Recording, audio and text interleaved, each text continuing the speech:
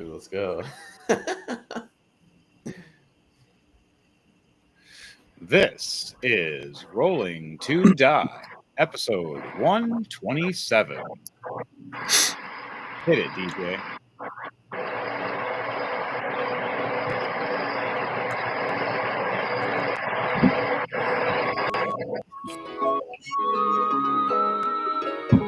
I've seen this. The 4 times.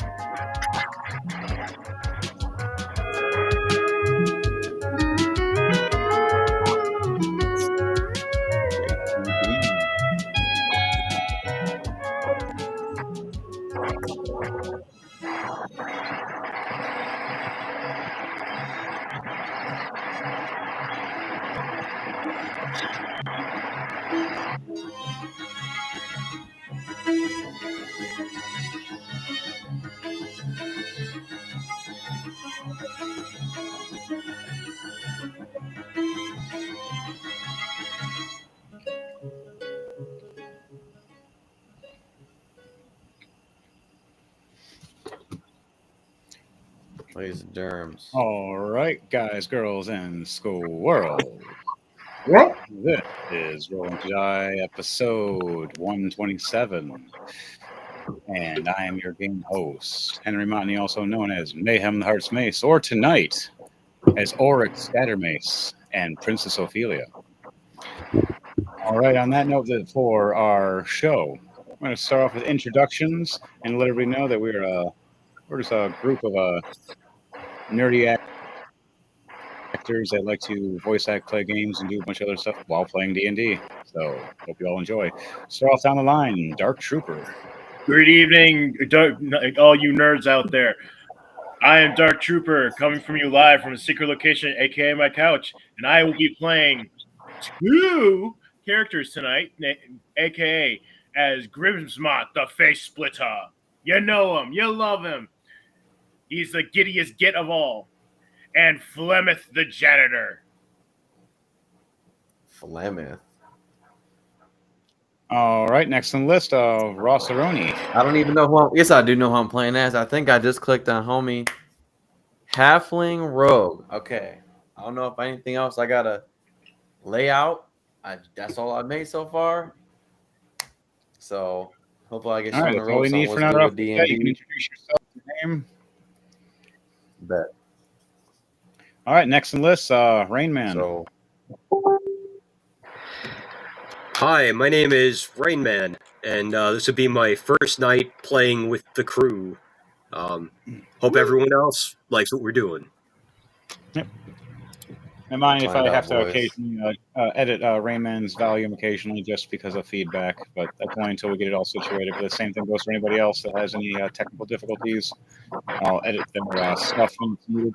And before we do that, now for the Music Man himself, the man that causes the thunder and the lightning. Would you like to And introduce bringing you your music, and also playing as everyone's favorite Fire Ganassi, Edward Knight, and as Droll Argir.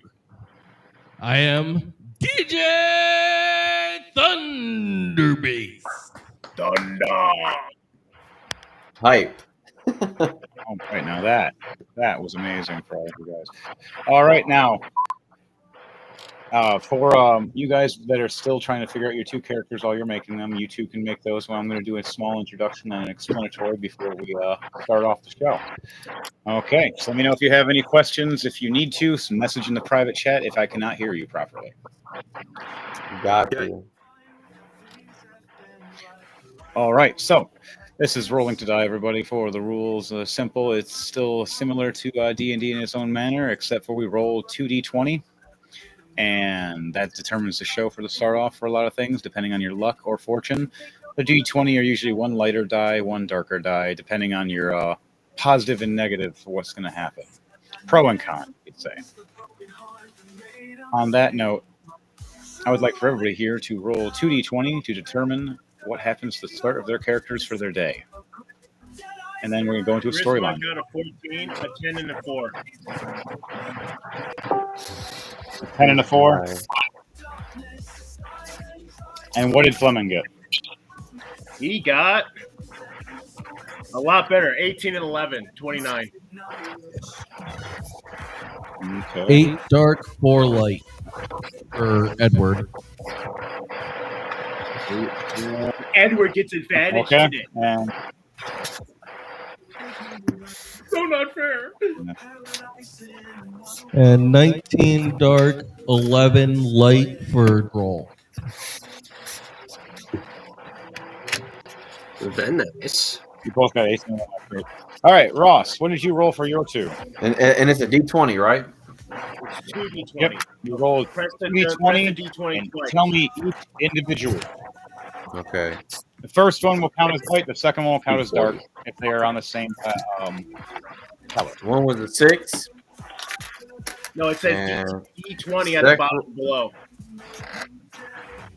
What's It should that? be the very tip of the D20. top. Okay. The second time I rolled was a 19. Okay, so 6 and 19. All right.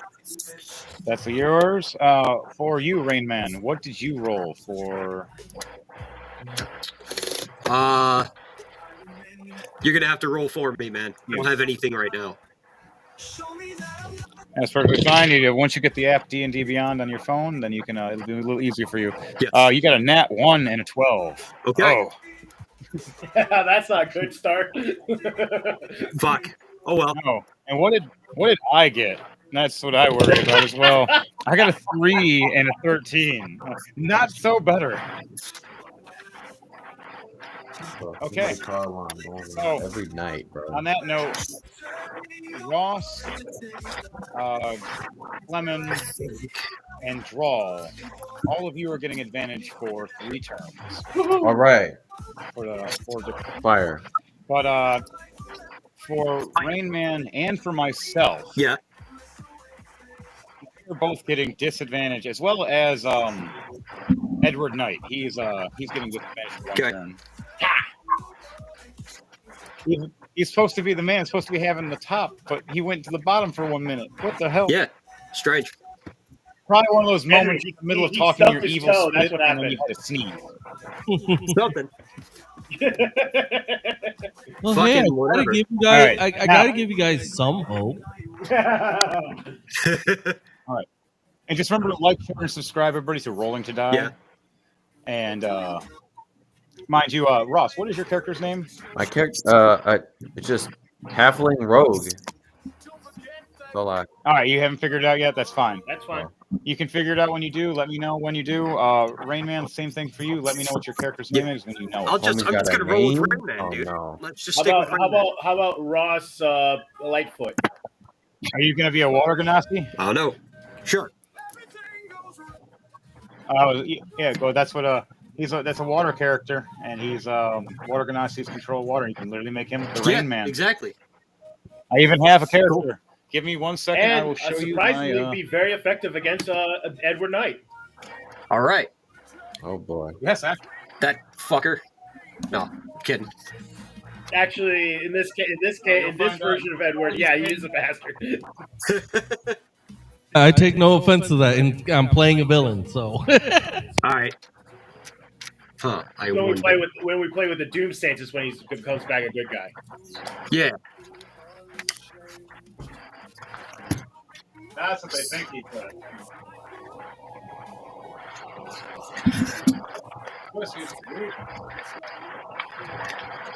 So, on that note, for all you guys for Rolling to Die, while you're figuring out your characters, what happened last week was an epic fight, an epic battle. It started off with Edward Knight and Princess Ophelia, while the team was searching for her, right as it was coming down to a decisive blow or not, the team finally showed themselves, finding the secret lair of Edward Knight's hidden torture chamber Ooh, pinky. and dungeon. While that happened, all of you realized that Chrome Tomb Crawl, the queen of the Purple Queue, and introduce herself.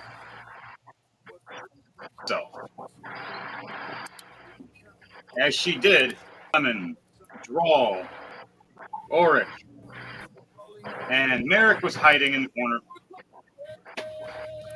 because Merrick turned himself completely invisible and just hid. Damn. Yeah, you can do that with your character. You can go and just hide. All right. It's funny. So, while that was happening, Edward Knight and Princess Ophelia came to blows. Princess Ophelia finally breaking out of her cage, finally fighting back. And where we last left off was Edward Knight. And it was his turn during this combat, which we'll go into initiative in shortly once I find this character.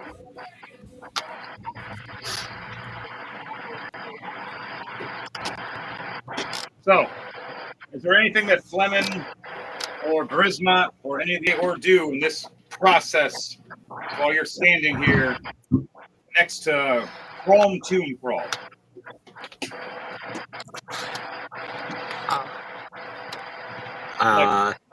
Nothing yet. I don't know anything yet, so I could just say "burn in hell," but I don't know. Well, since you're a water character, you should say "get wet in hell."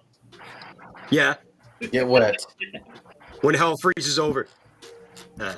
Technically, it already does. It's when it gets further down in the ninth circle. But that's not Yeah, the ninth level is frozen. Yes. I'm just making my own name up for this guy here. Yeah, you can make your own name up. That's perfectly fine. You could also. There is also a randomizer too, if you need one. Which I see. Yeah. But I like I need. I think for a halfling elf, a halfling rogue, Ross Lightfoot. I said Lightfoot. I need Lightfoot. Lightfoots are usually halflings or dwarves or gnomes. Hairy feet. Wow. Yeah, think Lord of the Rings. Think hobbits. Yeah. Grismont will Plymouth and Grismont just get glare menacingly at Chrome. Like, why are you getting in our way? Rosalight. We need to save the princess. Yeah, you. You, and Grismont, since he can't see the color purple, he's like, what are you guys looking at? No, that's what is this disembodied hair in the what is this teeth and disembodied hair in the middle of nowhere? This is right. I'm totally freaking out now. So Ross the light. Maybe. I like to eat. Let's see. Let me do that. Too hot. Okay, we can do that. I can go turn the air conditioner on. Okay, I'll be right back. I gotta go turn the air conditioner on because my dog's getting too hot. All right. So now we're not gonna hear Dark Trooper. He's gonna be sounding Start like getting hot, you can just let me know so I can mute people if they get too loud. Right now, we are just searching for things. I know this is a little bit of laggy for our episodes. We usually don't do Uh-oh. What happened there? something. I don't know. I was just unplugging something. I finished what I was doing. I was just unplugging the Okay. flash drive. We just have other people here this time that are not in tune with the program, They'll figure it out. but we are trying.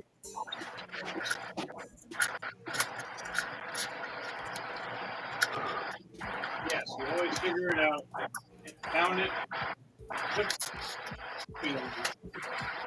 I'm trying to plug in my light. Yes. So you got something over there, Rain. All right, Rain.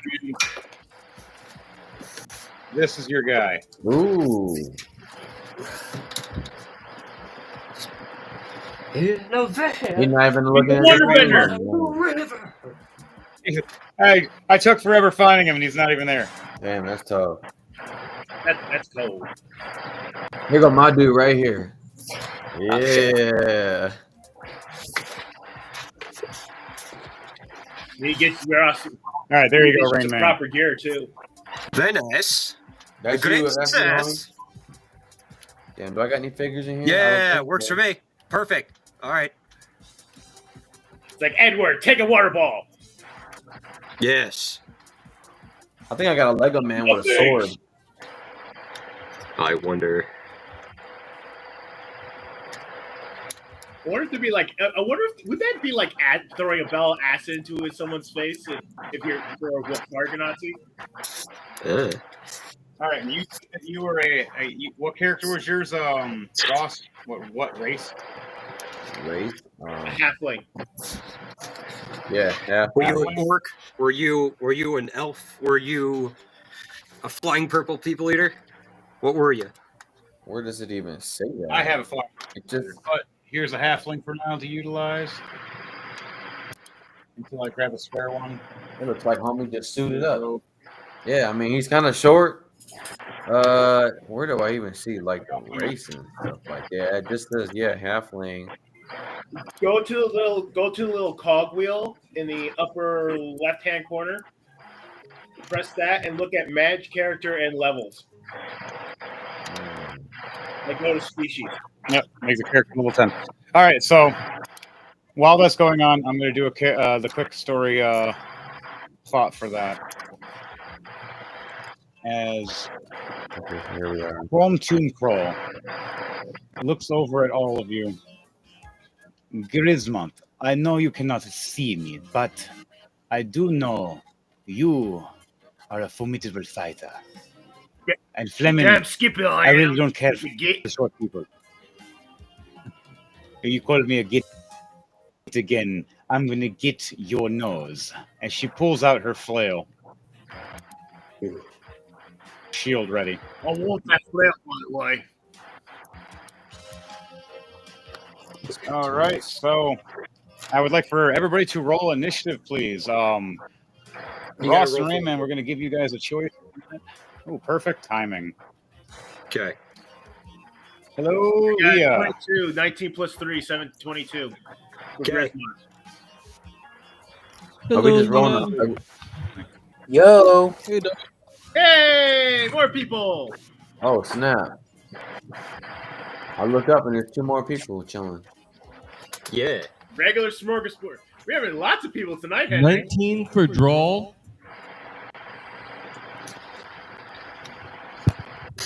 A 17 plus 2. Hello, a new 19 people. for- Hello, old friends. Hi, All right, you guys, you down the So stage. You can draw, introduce yourself. and so you and I have to do rollies, Dark Trooper, because draw also rolled a 19. Okay, we'll do it again. All right, so after we do 11. initiative, we'll have introductions for the other people that joined in. 16 plus Got 2. Oh, so you got a 16 then, because on the rollies we just do a straight. Okay, then 16. Yeah, so yeah, you still beat me out, so you go before draw. So do you? We using a D20 the whole time? Not the whole time. No, there's other dice.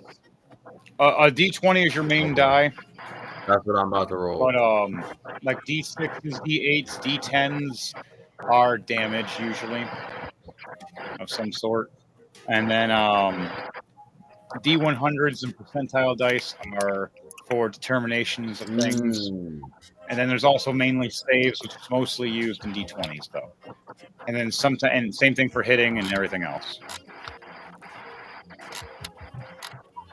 So,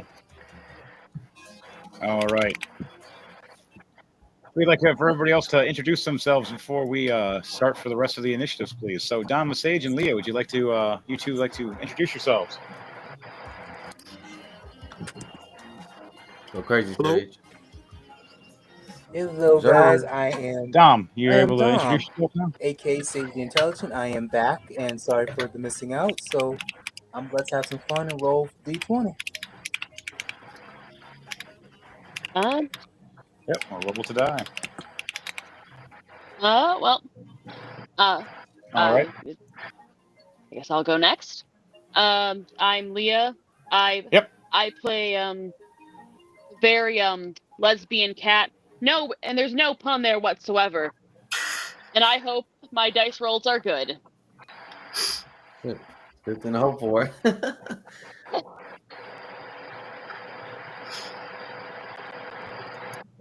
Okay, now that we have those introductions into play, we will be having your characters pop in shortly as the rest of the guys roll their initiative. All right, so I have Devontae and Chris's. What is?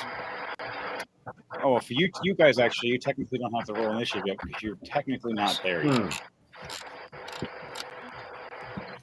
So, you guys are going to be popping in with Leah and Dom's character, unless you chose to join Edward Knight. So that's up to you guys. There's always room for more. Who wants to be a good guy? Who wants to be a bad guy? I'll be a bad guy. Fuck it. I'm being good. I want to stay good guy. Sweet, the That's water funny, ganache the water- is on my side. Get wet. That's funny and retarded at the same time.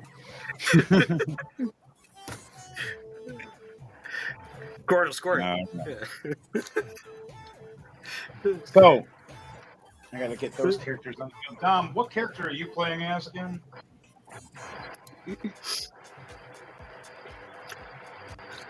Dom.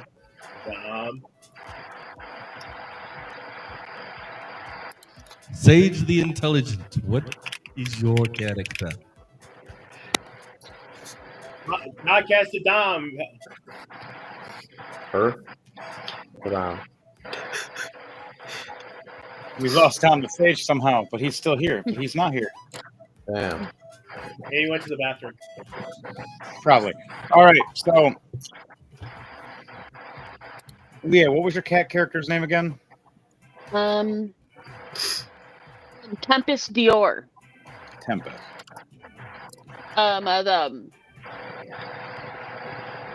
Airbender monk. Okay. All right, so the Airbender monk. Okay. So, Right. I question. just need you Is to. your cat character a cat girl or a cat like Puss in Boots? Puss in Boots, but I'm a furry. Okay. Okay. It's a combination of both. All right. I have a Yes. few. Like a humanoid cat. Okay. Yes.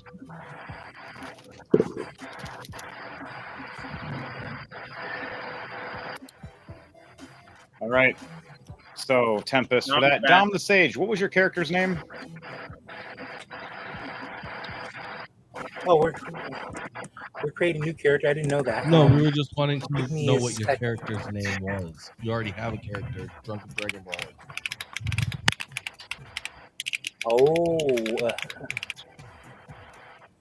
I asked earlier what campaign was it again, so that's what it. I was. This is the confused. Drunken Dragon Brawlers level 10. If you don't have one, you can pick a character up. I don't remember if you did have a character or not. It's been a while since you've joined. I don't recall having a character at all for Drunken Dragon Brawlers. Yeah, and I'm not going to cipher through right now. the pages. That's a lot of pages. You can make yourself a character whenever you can for level 10. While you're doing that and everything, we're going to get into this story. So, All right then. while the shadow keeps going on in the shadow dungeon of Edward Knight, you guys finally break through the main door. They confront Crom Tombcrawl. And then on the side of where you guys finally are and fighting, Oryx Scattermace hits a little emerald on his book that glows and opens a portal. And as it does, Tempest walks through. Okay. And as Tempest walks through, 3 other familiar people follow behind her. Okay. All right. So, Leah, your character Tempest is going to pop in around us. Ross and Rainman, you guys are going to be popping up as well. Sage Intelligent, your character right now, until you figure out what your character is, will be just an NPC quietly in the background until you know what you are. You can still speak and say things. Tell us what you are once you figure it out. It's a fun game. Well, What am I today? Am I a T-Rex? well, looks like I'm like So, stealthy dude. Skills here. all right. Crom Tombcrawl responds back to Grismot and to Fleming. We want the princess because we know we can utilize the avatar skills she has to rule the nature of the Fey world and our world. So we need her at top peak rage and hatred. And because you keep thwarting our plans, you keep getting in our way, we've had to step in personally. So it's time for you to deal with the Queen of Blood and Pain and the King of Shadows. Which do you choose to fight? And she raises up her flail to swing right at Grismot. Grismot, what's your AC? 18. She hits you with a 24. Son of a- As you get hit with these 3 spiked balls across your shoulder, ripping and tearing at your arm, giving you 26 points of bludgeoning damage, unless you're still enraged from last game. So is your character still enraged, or is your character not? I don't think I was enraged. Yeah, so you're not enraged. You can take full bludgeoning damage from the spike balls, not including the necrotic damage of 12 points of necrotic. Well, 30 necrotic damage. So 38 damage. You take that as Crom swings, and now she back swings at Fleming. Oh, you're so lucky. Does a 14 hit Fleming? 17. These 3 spike balls just miss Fleming's face. She swings widely at your face. As I use my matrix skills, as I put on some matrix, I pull out a random pair of sunglasses, put them on my face, start going, I am the one, and I just do the matrix moves. All right, so right as these 3 balls swing, you just bow back, and just these 3 just swing right over your head. Ooh. All smirking and smiling as you spin back up, you bust your heavy knuckles together and just look right at And her. I look at her like, bring it on, you stupid bitch. I might be a monk, but I ain't that kind of a monk. And I'm cracking me knuckles. So, at least I know where the attitude comes from. You get it from Grismot. Okay, I'm going to fight your punk ass later when I see you. I'm telling Luno. And she just That ends her turn, having a conversation with you for her bonus action. All right. Actually, now it's Grismot's turn. Can I use a bonus action from Flemeth real quick? No. Or no? I have to. Yes, you can use your this will not be your bonus action, it'll be a reaction. But it'll be the only reaction Fleming can do until it's his turn. Let me see if I have anything that could be used. And right after we do this, we're going to ask for everybody else to roll initiative. Unless you guys want to roll initiative now and tell me what that initiative is. I got you. You got a 2? And I said I got you. Is that real? Take my bedroll and throw it onto Chrome.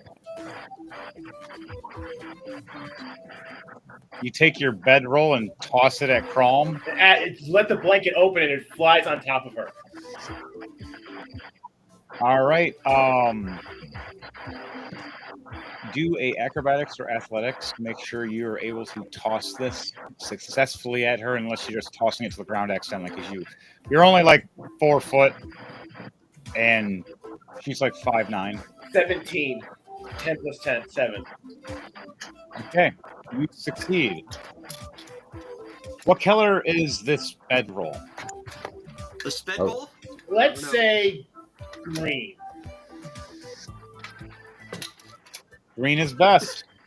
As you throw this green bedroll on the purple tiefling, the purple queen of death herself, and now she just looks like a giant green thing of a blanket. But to Grismot, he can see his target now. Because he couldn't see her because Grismot can't see purple. I love that. And Chrome's going, get this fucking thing off me. Oh no, I know what you did, you son of a... It's like, now you can attack and Grismot. Grismot looks over and goes, I can see you now. And cracks his knuckles. And goes, whoa! Now I enter 8. Now I enter raid mode. All right, you get a bonus to your attack +3, and then you get a half damage bonus for hitting you physically. Creature. Hey, buddy, what are you doing? Yeah, being a berserker or a barbarian gives you the advantage of rage. Same thing when you're a blood hunter. You technically get advantage of it when you transform into a were creature. You get the half damage bonus. And I'm going to bring out my tank hammer. Damn, you're going full swing on this girl. Dang. And equal rights, equal lefts. Oh no! And Grismot does a quick run up, activating his boots, doing a click of his heels, activating his boots, so he can go up high and then come right straight down on top of her head with the hammer. All right, roll a acrobatics or athletics to see how successful you are going up and down, flying up in the air. Okay. 14, 10, 4 plus 10. All right. 14 barely succeeds, so you get up just enough to swing your hammer down and still make it look cool. What are you doing? And I got Now roll an attack for me to see if you succeed. 17 plus 11. So 17 plus 11.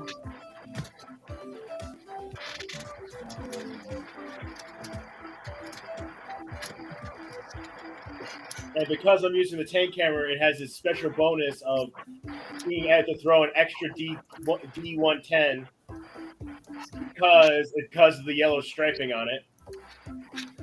All right, roll that. Damage of 8, so 8 plus 5, 13, plus the D10.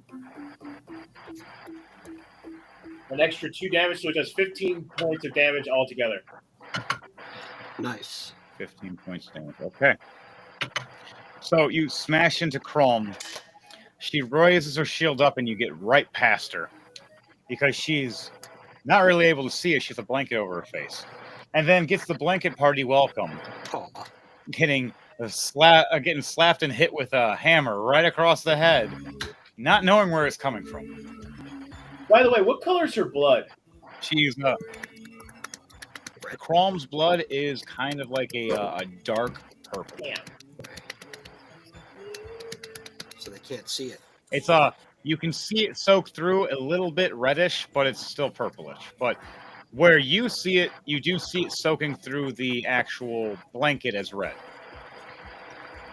Okay. But it's only enough that hits. It's from the And then initial as I'm hit with the coming hammer. down, I come back up with a backswing to my second attack. All right. Hi, sweetie. So a dirty 20, 9 plus 11.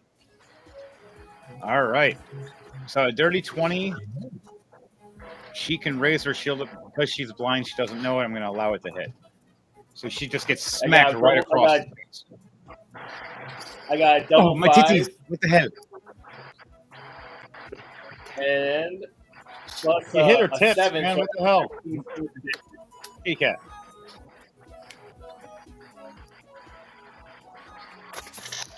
Oh, plus now all that. So what was it? 15 plus 17. Hang on. Hi, sweetie. Hi. I get 32. That doubles You mean it. 32? I get 64 points back to my health. All right, that goes back to your health. Okay. After you do that, And after I land down, I need now Leah and Sage. Yep. You I'm gonna have Leah and Sage the Intelligent and Rain Man and Ross all roll in initiative first. So what was that initiative for you, Ross? You first? 14. Wow. 14. Okay. And what is yours, Rain Man? You got to roll for me, dude. You got the app. Okay. All right. Oh. Yep, he has to get the app later, get it situated properly. All right, so you get a +4, so you got a 50. Cool. Okay, Leah, what did you get for Tempest? That's gonna be a 16. A 16? Yep. All right, what'd you get, Dom the Sage? And then tell me what your character's name is, please. I rolled a 19, and the character's name is Maris Vanguard. All right, so you're going to go third in the 19 list.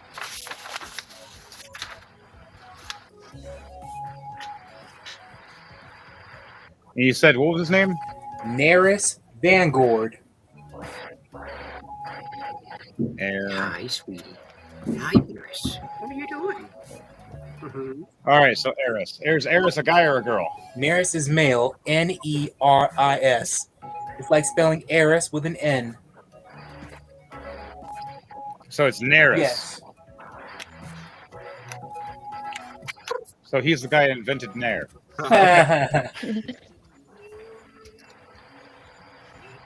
And Nearez. Nearez.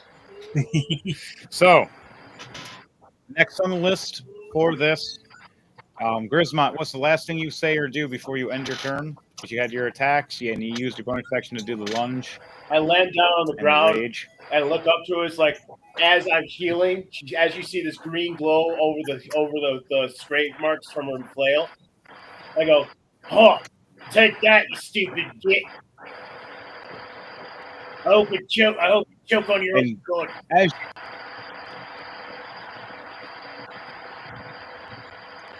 As she tries to look around, going, "If I could see you, I swear to the gods I would hit you right now." Speaking of the gods,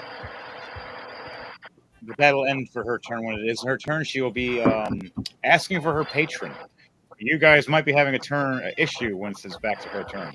Uh-oh. So the Void God is already on the field. So. Next on the list, Dom the Sage. All right. I am up. Yes. Get him, Don. So tell me All right, what Dom. tell me what we're doing here. What race is your character? He is a dwarf. Yay, another All right, dwarf. dwarf. Perfect. The dwarf gang. And well, if there's anything different I can pick, I can always choose a different one. No, it's okay. No, that's perfect. I almost The whole went for point is elf. Drunken Dragon Brawlers. I've almost went with elf. We already. Oh, you can go with anyone, but right now dwarf works as well. All right, so this dwarven man comes out of the portal next to Tempest, parading a silver and green armor. Now, what class are you? Thief. Rogue. You're a thief, a rogue. Okay. This leathery green and silverish armor with a green cloak over him. Now, next to him is a shorter halfling named Rossaroni, or however you call yourself, Ross Lightfoot. Yes. Chilling. And Rainman, the Water Ganassi, walking next to her. Dom the Sage, what does your character say and do as you walk out? And then I need you to do a perception check to see what you see when you first come out. All right. I guess that's best for me for there, guys. So whatever. I don't know what about you two, but I'm gonna go around and have some fun and see what's going on. Catch my drift? I think. Sure. All right. Here we go. For perception, Sure. I roll an 18. Is there an actual like?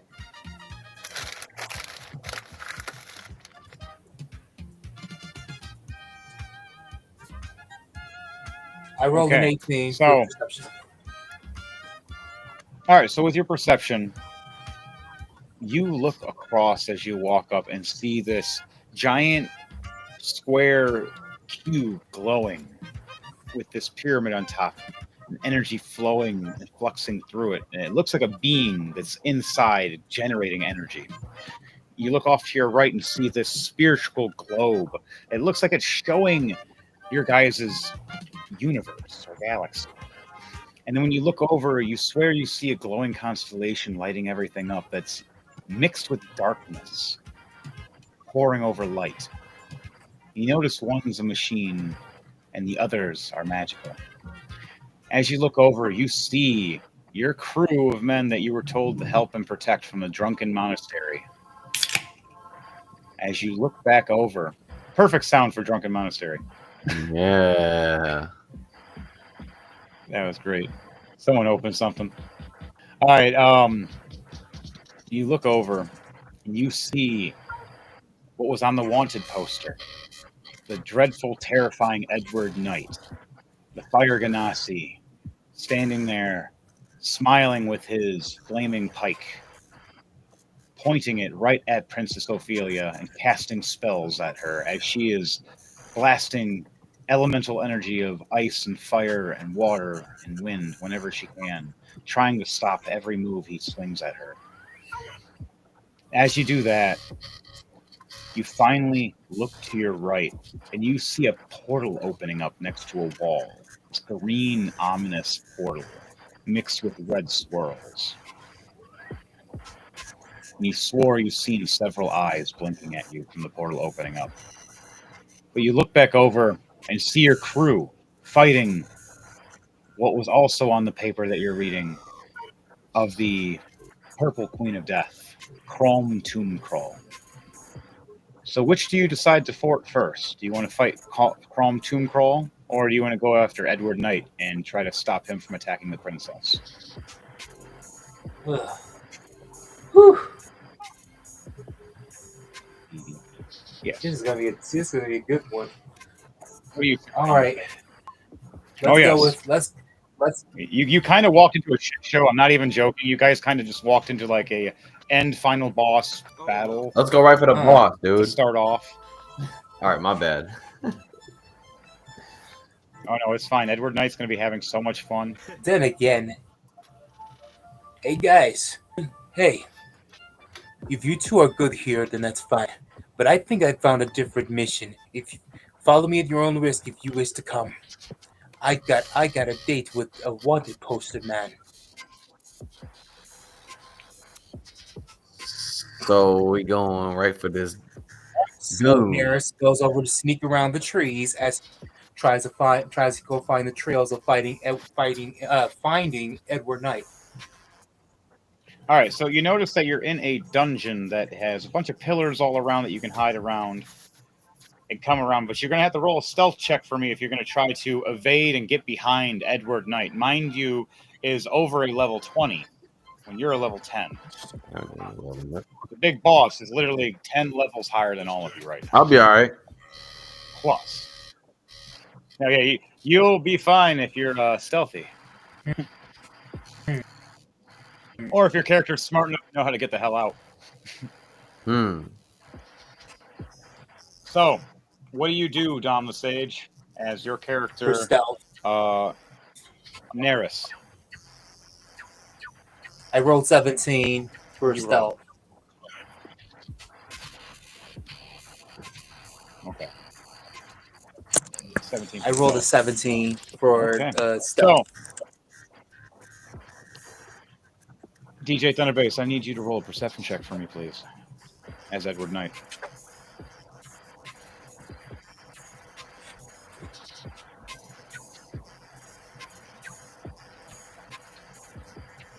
What did Edward Knight get for his perception First, check? do I get advantage or disadvantage? Or is it a straight roll? You already went through your disadvantage. This is the first turn still. This will be disadvantage for this one because you rolled so low with Edward Knight at the beginning. Okay. 13 But plus you're 3, the next 16. turn. Okay. You don't see him just barely. He got a 17 to your 16.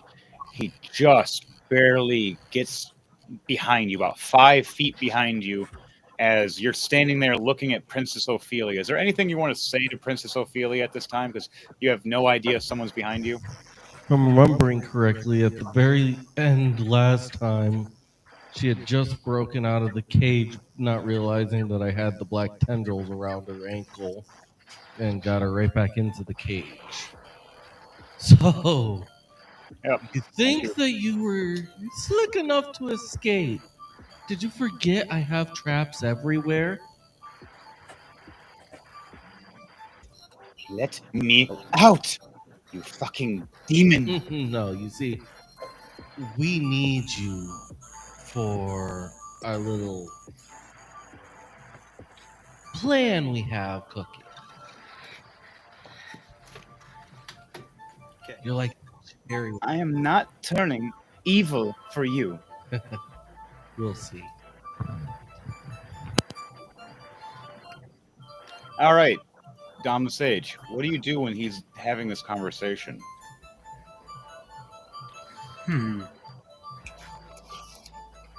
For now, I'm remain quiet. Okay, so what are you going to do then? Are you going to attack, assault, or are you just going to stand there behind him quietly? All right.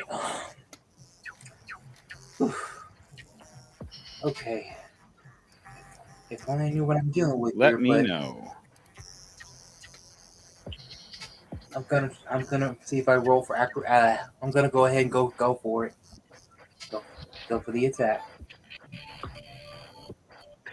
All right, so what kind of attack are you doing? All right. Let's see. Mind you, it would be a sneak attack. You do have advantage. And sneak attack is double damage. All right. Plus, if you hit a critical. Okay, so for sneak attack, I'm gonna have to roll d6s for this. 10 d6s for this one, of course, since that's sneak attack. Here we go. Oh, wish me luck, guys. What'd you roll? This works. Here we go. Here we go. Here we go.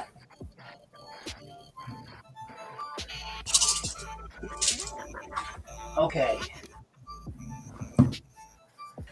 I rolled a 2, a 1, 3,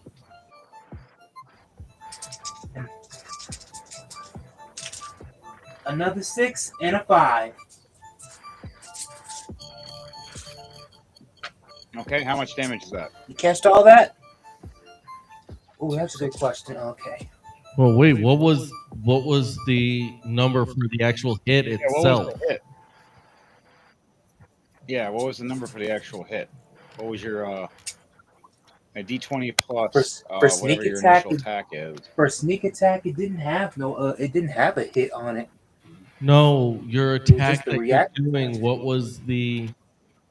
And the ability is sneak attack, but it actually still goes down to initial attack itself. So you still have to attack with a normal attack of some sort or special attack. Okay, of so some I have to sort, roll a as long as you hit D20 with to the see attack. that one then. Okay, then I'll roll a Yes. D20. Roll your for it. D20. What are you attacking me with? That's a good question. Okay. I am using a hammer. So you're swinging right at his knees, trying to buckle Okay, bro. Attack. his knee. You All right. can say that. Dom's turn is going to go to Leah, and then it'll be Rain Man after Leah, and then Ross after Rain Man. All right, here we go. We all just sitting here watching this on hold. Sorry for everything starting so slow, guys. Usually everything's more caught up. 14 plus 7, 21. That's Does it exactly hit? my All right, does a armor 21 class. Yep, you just hit him. All So right. where are you hitting him? Starting with the left kneecap. Ooh, he's gonna buckle your knee right off rip and smash your knee. Oh man. All right, so roll for damage for me, and then after you do that, it's gonna go to Leah's turn for Tempest. Got it. For damage, here we go.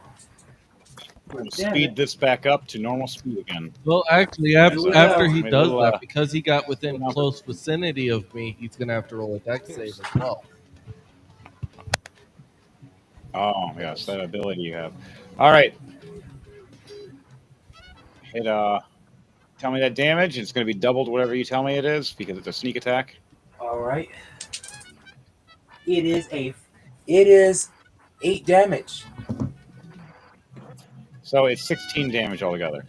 Mm. So you do 16 damage right to his knee, buckling his knee. And then now, what was it, a dex save, dexterity Ponte? save. Buckle my shoe. Yep. All right. Sage, you have to do a dexterity save with your character. All right, here we go.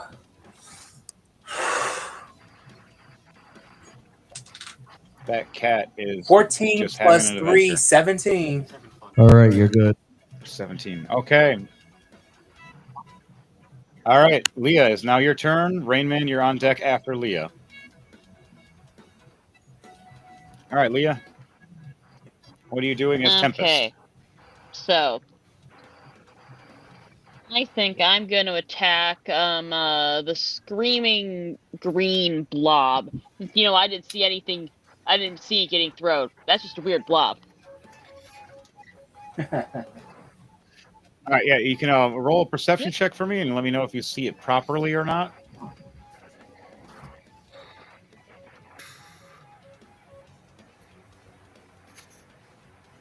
That is that's going to be a 14. Okay. All right, 14 is just enough just to see what's going to happen. You seen this portal, and you see it open up in these eyes at first, and then you've seen this gigantic creature, its head peek out with 2 rows of teeth, popping out with these gigantic arms and tentacles. like it's coming from a whole other area, as it's a void creature. And you're going to shoot at it, you said? I am going to unarmed strike that. Am I actually never? Let me ask first. Am I at least 5 feet from void? You are about 15 to 20 feet. Yeah. You can run and lunge, jump off at it to attack it, or you can walk up to it. I am go. Mind you, there is lava pits around, so you can't just do a straight run. You have to jump over something.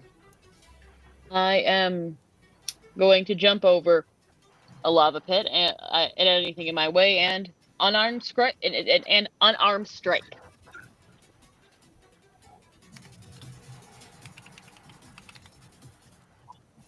Roll an attack for me, please. You have advantage because it does not know you're coming. It's looking out and it's seeing everything else and had no idea that you're attacking it. I rolled for it and got a 4 for its perception. So it didn't get to see you. All right, let's see about Okay. another 4. Wow. That is going to be a. It's that it just. So does a. So you know I'm unsure, but does a 22 hit? A 22 does hit. Okay. So where are you hitting this giant creature that has 8 eyes altogether? 4 on one side, 4 on the other. Giant mouth with 2 rows of teeth, and a bunch of tentacles and arms pulling out of this portal. I would like to cut one of the tentacles because that will drive it crazy for the rest of the fight.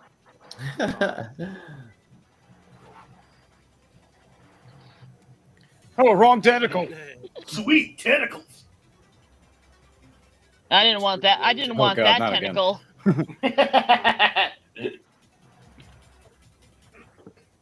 So, how much damage are you doing?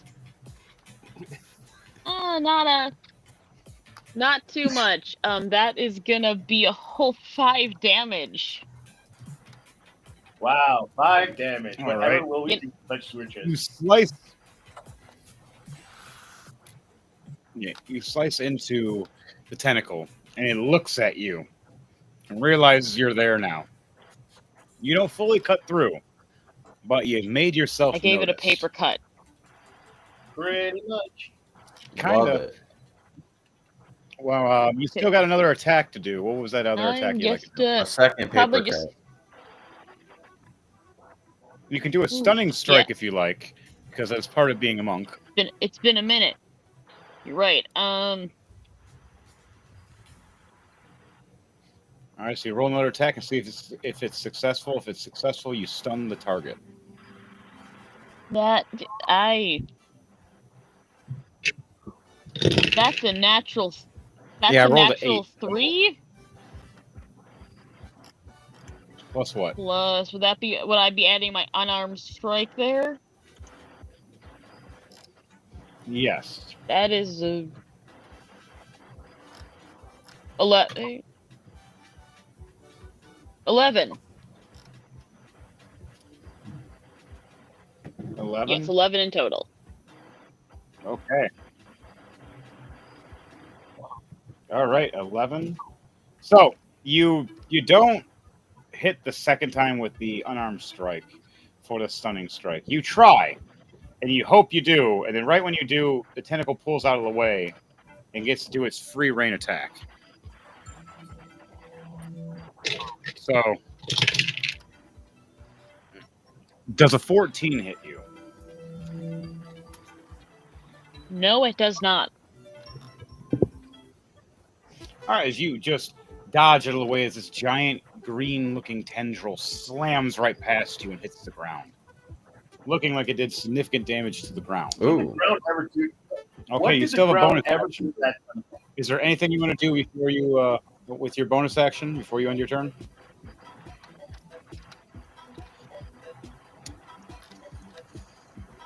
Attempt another unarmed strike. No. I don't know if I can do that. Okay, All right. apparently I can. Yes, you can. You can do another unarmed strike. That is Oh, that's like a 26 There's a to what? hit. Yeah, that definitely hits. Now, is this another stunning strike? I was going for unarmed.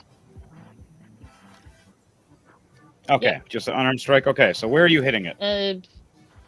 Randomly in the web of eyes. I'm not looking. I don't want to look at them. All right, you Creepy. just punch at one of the eyes. Okay, you punch at the third Yep. eye. Yep. Okay, so how much damage are you doing to this eyeball before it shifts over to Rain Man's turn? Yep. That's gonna be 4 + 4, 8 damage. 8 damage. Okay. So you punch it in the eye and it just blinks at you and gets all crunchy for a second, and the other eyes just look right at you angrily. That ends your turn now. Is there anything you say before you end your turn? I look at it and say, "Ew." Ew. You got the eyeball slime on your hand. Yeah. Okay, Rain Man. What are you doing as you're coming out of the portal as Water Ganassi Rain Man, looking around and see a crew of people fighting as your captain that brung you in, that is Tempest, that's the water, or that's the air Ganassi. Okay. Can we freeze the water? You can freeze water, Okay. especially if you are a sorcerer of types, Yeah. depending on what your class is. So You can use the water to attack people if not.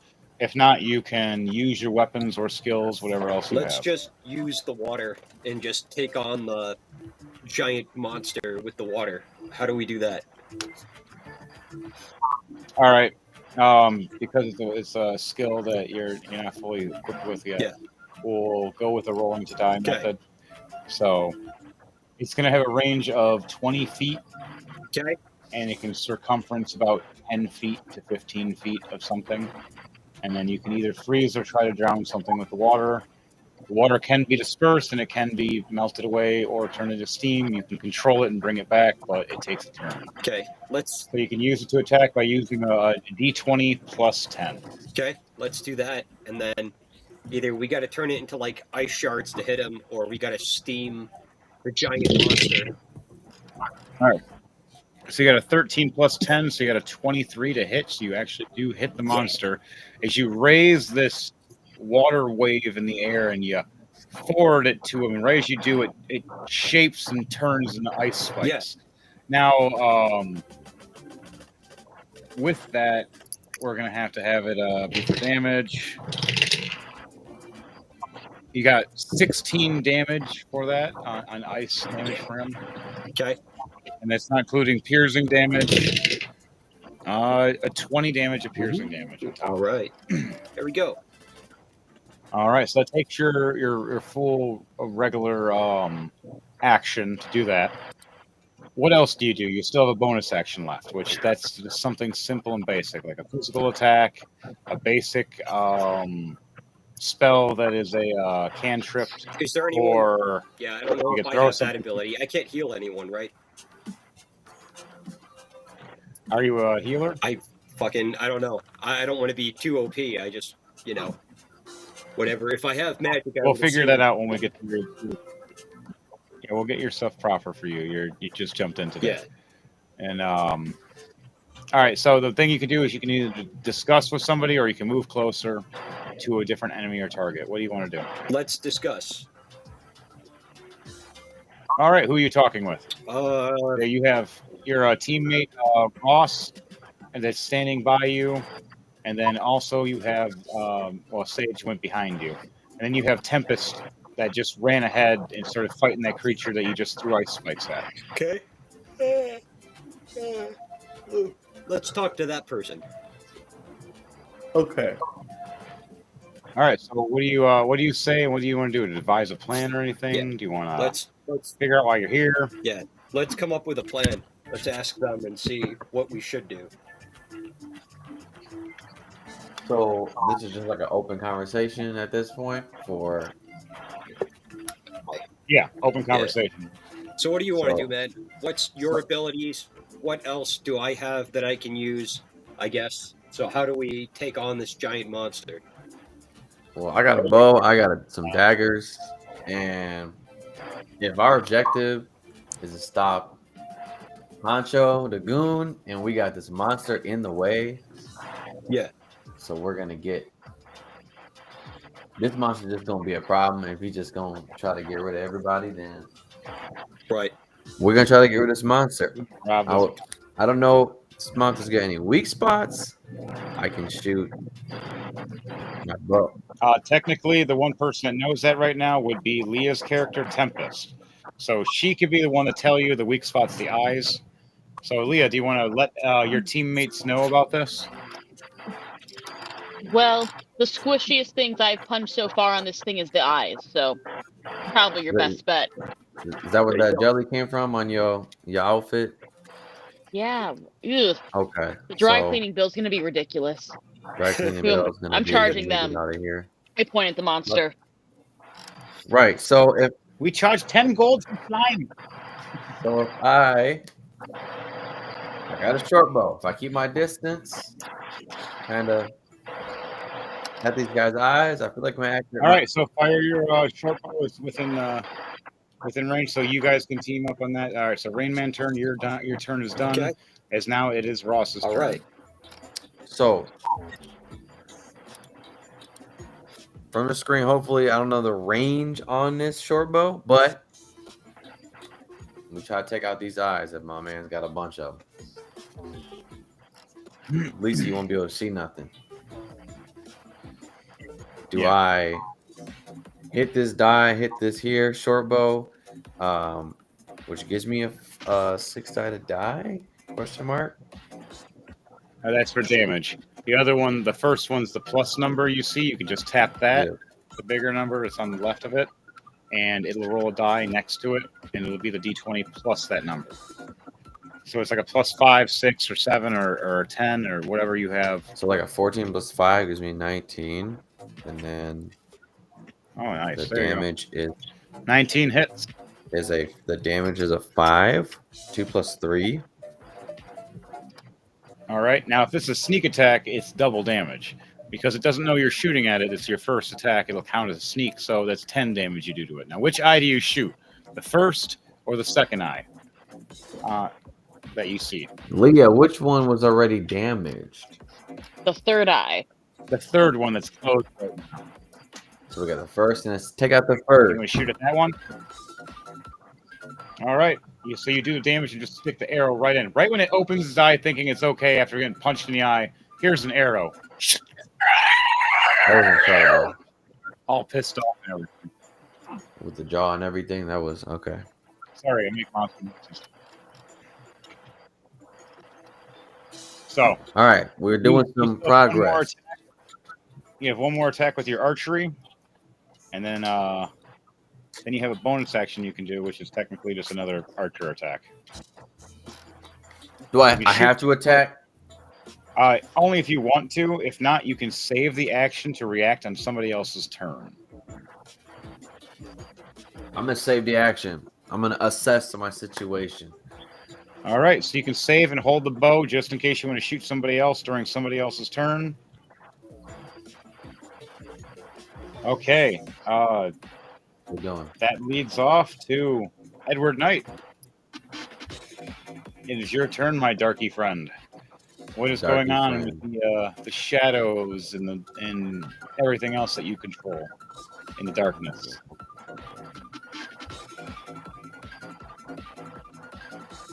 Okay.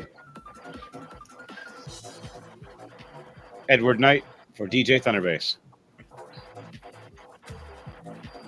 My man sleep.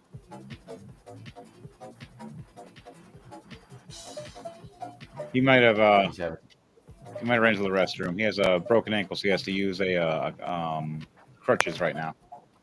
Oh, that's incredible. But he does a lot while he's injured. Pissing is something he got to do for sure. All right, DJ Thunderbase, let me know when you're able to come back. All right, on that note, we're going to go to Princess Ophelia. she's going to try to a double eights. All right, that counts. If you get doubles of a number, it counts as a critical. Ooh. So 2 8s on the light and the dark. She's able to break out of the cage again. She does a dimension door and pops up by you guys, standing there angrily, saying she wants revenge. Why she mad at me? But first thing she does is she looks at Crom Tomb Crawl, and with a 19 plus 7, the 26, she casts an ice dagger and stabs Crom Tomb Crawl while the blanket is still over her, giving her 9 points of frost damage and 5 points of piercing damage. Crom Tomb Crawl. Oh, what the hell just stabbed me? It was cold. Worse than me. And that will end her turn as she holds her action. DJ Thunderbase, are you back yet? Nope. Next on the list is it's gonna be Fleming. Fleming and Grismont. What are those two doing? Nathan. Apart from mocking For Dark Trooper. calling. All right, so we just watched I'm Princess calling her all Ophelia. sorts of vulgar names and giving her very vulgar gestures. All right. Plymouth is going to go. So as you do that, you see Princess Ophelia stab Crom with an ice dagger next to you guys, and then she steps back.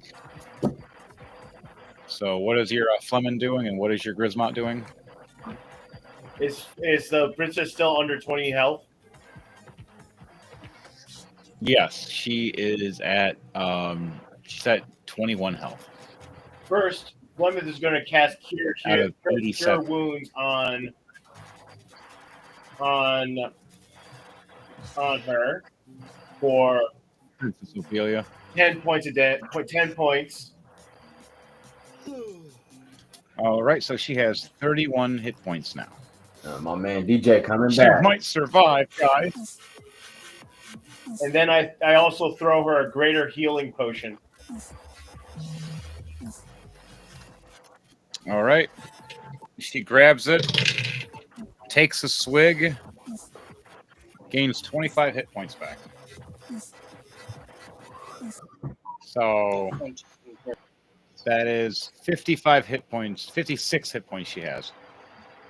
Check 1, 2, 3. So she's a little over half health. Yep. All right, you're back. Yeah, my microphone literally just decided to go kaput. My wireless microphone just went kaput. Oh. It's like, it's your turn. Die. What the hell? Well, it's funny. I literally went to go open it up, and and somehow one of the wires actually severed. Like as if someone took a pair of scissors and severed it. That's odd. Oh, man. You got a ghost in your house that's not allowed to be in there. Did you? Or a graveling. Or a gremlin. Henry, I think a graveling. Gravelings are everywhere. Can I look around and see if there's any like dust or soot or something around?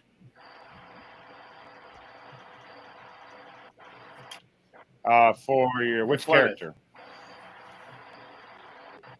Yes, you can. You can look around and investigate. But while you're doing that, Edward Knight, what are you doing? So am I able As you've to seen see, Princess Ophelia.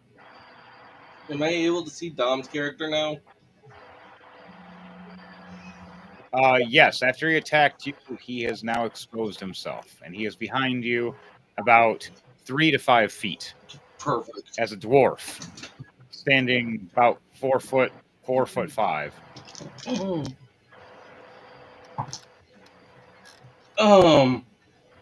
By the way, Henry, I got 15 for investigation. This is Okay. gonna be how do you want to do this? I'm sorry, Tom. I literally just rolled a nat 20 with my Vorpal Longsword. I forgot you had that. Damn. I'm sorry, Tom. This is And it's Well, a nat we're gonna have to 20 have him plus true 12, resurrected. so Decapitation. Edward Knight pulls out his sword, just turns around and looks over, and sees this dwarf that hit him in the knee with a hammer, and just swings, and just you see the head come right off, and roll right next to us. Ooh. The thing is, though, Dom the Sage, you still there? Dom. I think Dom fell asleep. Every time, dude. No. No, he's there. This is a common occurrence. Sometimes people fall asleep. I'm right Well, it is Yeah, 10 behind that, it's man. 10:13 That's at why I night, drink so coffee. of course. I drink coffee. Stay awake. But Nope, I'm here. technically, you can still run back. Dom, you awake? All right, you Edward Knight rolled a nat 20 on you with a Vorpal longsword, Oh, I'm here. decapitating. Yeah, he decapitating your character. Your head rolls in front of Crom Tomb Crawl as she finally rips the blanket off and looks over, going, "Okay, I was not expecting that. That's geez, the new guy in one hit. Are you serious? he got too close. Okay, let's give him another chance." She looks over and casts True Resurrection on you, bringing back you for one turn. But you're standing next to Crom now, not Edward, because your body pretty much just shifted back over to where your head was because she grabbed your head and cast it. She's a level 20 cleric. She's allowed to do some crazy shit. Clerics are pretty OP. Wait, who are I can you? heal you, or kill you, or ask for God to kill you. Well, whatever you are, but Literally, you Who can are ask for you? God to kill I thought I was dead. you. Yeah, you You did were for dead. now, but you'll be back. And then He's only Chris most- looks We'll over kill you again. at the dwarf and goes, "You were dead. It's kind of hard And not who- to be dead when your head's rolling on the floor."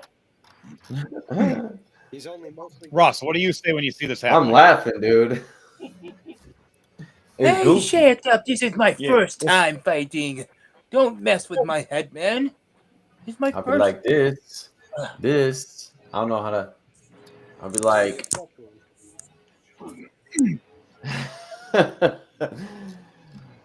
Hey, explain to me what your reaction is with your character. Like, you can't stop laughing, slapping your knee. What do you do? So I'm like watching this unfold, and I'm like, he ain't wrong. I mean, this head rolling by, homie's definitely dead. I'm trying to stay focused, like on what the mission is, but it's like there's so many things happening at the same time. So it happens when you start off in a boss fight. Yeah. So I'm like, all right, here's where we are. This is how we popping off. So big Popped goon, off, hopefully we get everybody's taken down. hit one hit. You're like, did that just happen? Did he just get one shotted? Yeah. How the Yeah, fuck? I'm like, all right, I'm here with my friend. We popping up in here. Oh, this is what's going on. Okay, let me take out this. Do what I can. Okay. Oh, You still have your reaction, Ross, so you can still use that to Yeah. shoot your bow now if you want. And then Edward Knight, you still have your bonus action after your hardcore. I Just still saying have another action. I Jesus have Earl. 2 actions and a bonus action, so I still have one more action to do before All the right, so bonus if, action.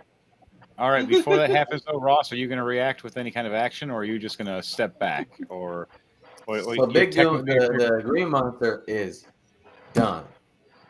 The goon monster. The green big monster is still fighting everybody, and he's still coming out of the portal, but he's not your main concern. Your main concern is Edward Knight, which is the guy that just took off your buddy's head. And he's about 15 to 20 feet away from you. Standing there is this fire ganassi, just with a glowing sword in his hand. As I grip my tools tightly and have a firm lower stance facing this man's direction. Like, uh-oh. Coming for me. I'm going to try to... I'm not going to just run straight at them. All right. So, can I do a sneak? Try to. If this man already sees me, we're going No, he doesn't to... yet. He just sees Doesn't see me. calm, decapitated dude. Unless I have... Okay. I'll roll okay. perception base, and then for you, Ross, roll a stealth check. Now, because you're a halfling, where in the world is that? You get advantage on your stealth check. So you get to roll 2d20, and whatever the highest of the 2d20, you take plus your stealth number. Go to your skills so your page. Stealth modifier, the plus number of that. Yeah, it's on your skills page. It's near the bottom. If I do 2 d20 rolls.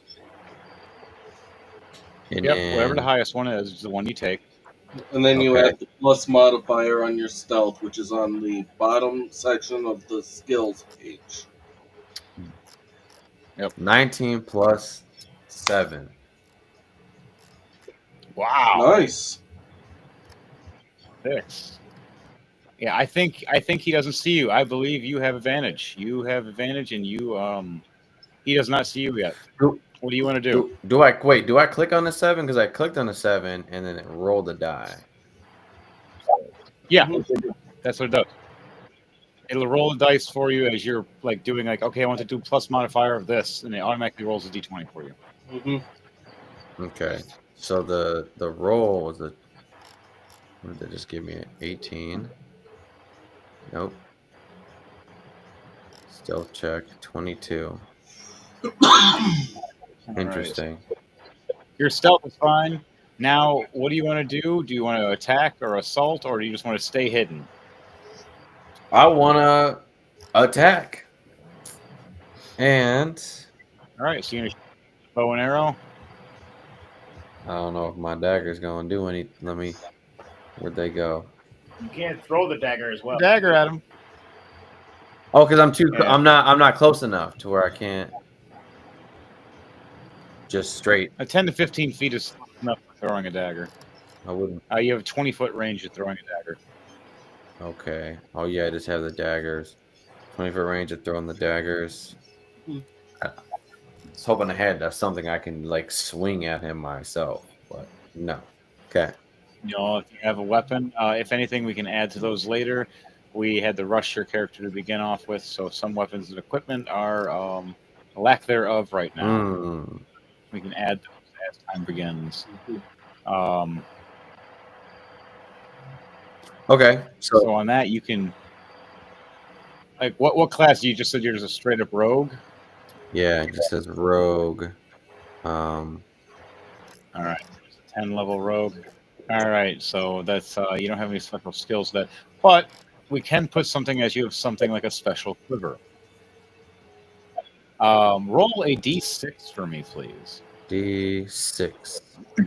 Oops. How many of these can I roll? Oh my god, you can just keep clicking on it. Okay, let me just roll one. 2. 2. Okay. So with a 2, you gain the power of... Where is it? All right. You pull out this bow, and you see it turn to ice as you pull out this one arrow, as you place it on your bow. So 1 is fire, 2 is ice. I'll write down the rest because they're on a different page. 3, 4, 5. So fire, ice, electric, necrotic, holy, and elemental, which is vines. So you got ice as the one arrow will be a frozen arrow when it hits Edward Knight. So now you got to roll for an attack. You do have advantage as you are stealthed right now. Okay, great.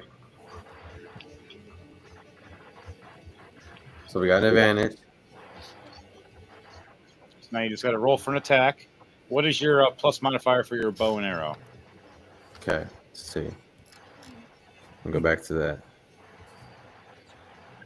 In the quiver, we'll call it the quiver of elements. +5. If we're talking about that, the middle box, H hit plus DC, or like, Yeah. yep, 5 for bow and arrow. I haven't hit nothing. That's just what it says on the box. I don't know if I hit it to get a number, to roll a number. Oh yeah, you got to push it, and then it'll roll a d20 plus that 5. Oh yeah, okay. That's why you hit the 16 plus 5. We got a 21. It's exactly my AP. All right. You hit exact. Where do you hit as you fire this ice arrow at him? Right where it hurts, man. Trying to slow him down? Are you trying to hurt him? Or are you hitting him right in the chest? Yeah, right in the chest. Man, mess with my friend. All right, now, because it's rolling to die, it gives you a chance for a special feature. I want you to roll 2d20 for me and tell me what those 2d20 are. 2. And, yeah, tell me what each one is, because it could represent high or low for a unique chance for something. Okay, here we go. 2 rolls. We have 4 plus 16. So a 4 and a 16. Okay. So your ice arrow gets a little more icy as it fires past and hits him in the chest, And is it getting any? making like an ice residue across his chest, freezing him up a little bit. So it's going to do double ice damage. So you do the initial 5 damage. It's a sneak attack, so it's 10 damage. But now it's the ice damage, which is going to be a D8. So if you can roll 2 D8 for me, please. And I just found out you can click the die and roll 2 at once. I just found that out about 2 minutes ago. Let's see. We have 2 and a 5. So 7. So 7 extra points of ice damage to Edward Knight. So 17 As he damage gets hit total. right. Yep, 17 damage altogether. Edward Knight just gets struck by this ice arrow. To the I am chest. going. He has no idea. I am going to take a reaction and release E3. Uh-oh. E3? Ifrit. Ifrit. I don't know what that does. Ifrit. Sounds like a Oh. gas. Did you just summon the devil? Yes. Is that what I get for trying to rescue my friend? There's a pro and con to summoning the devil in the game. I have the Ifrit I have the Ifrit bottle. So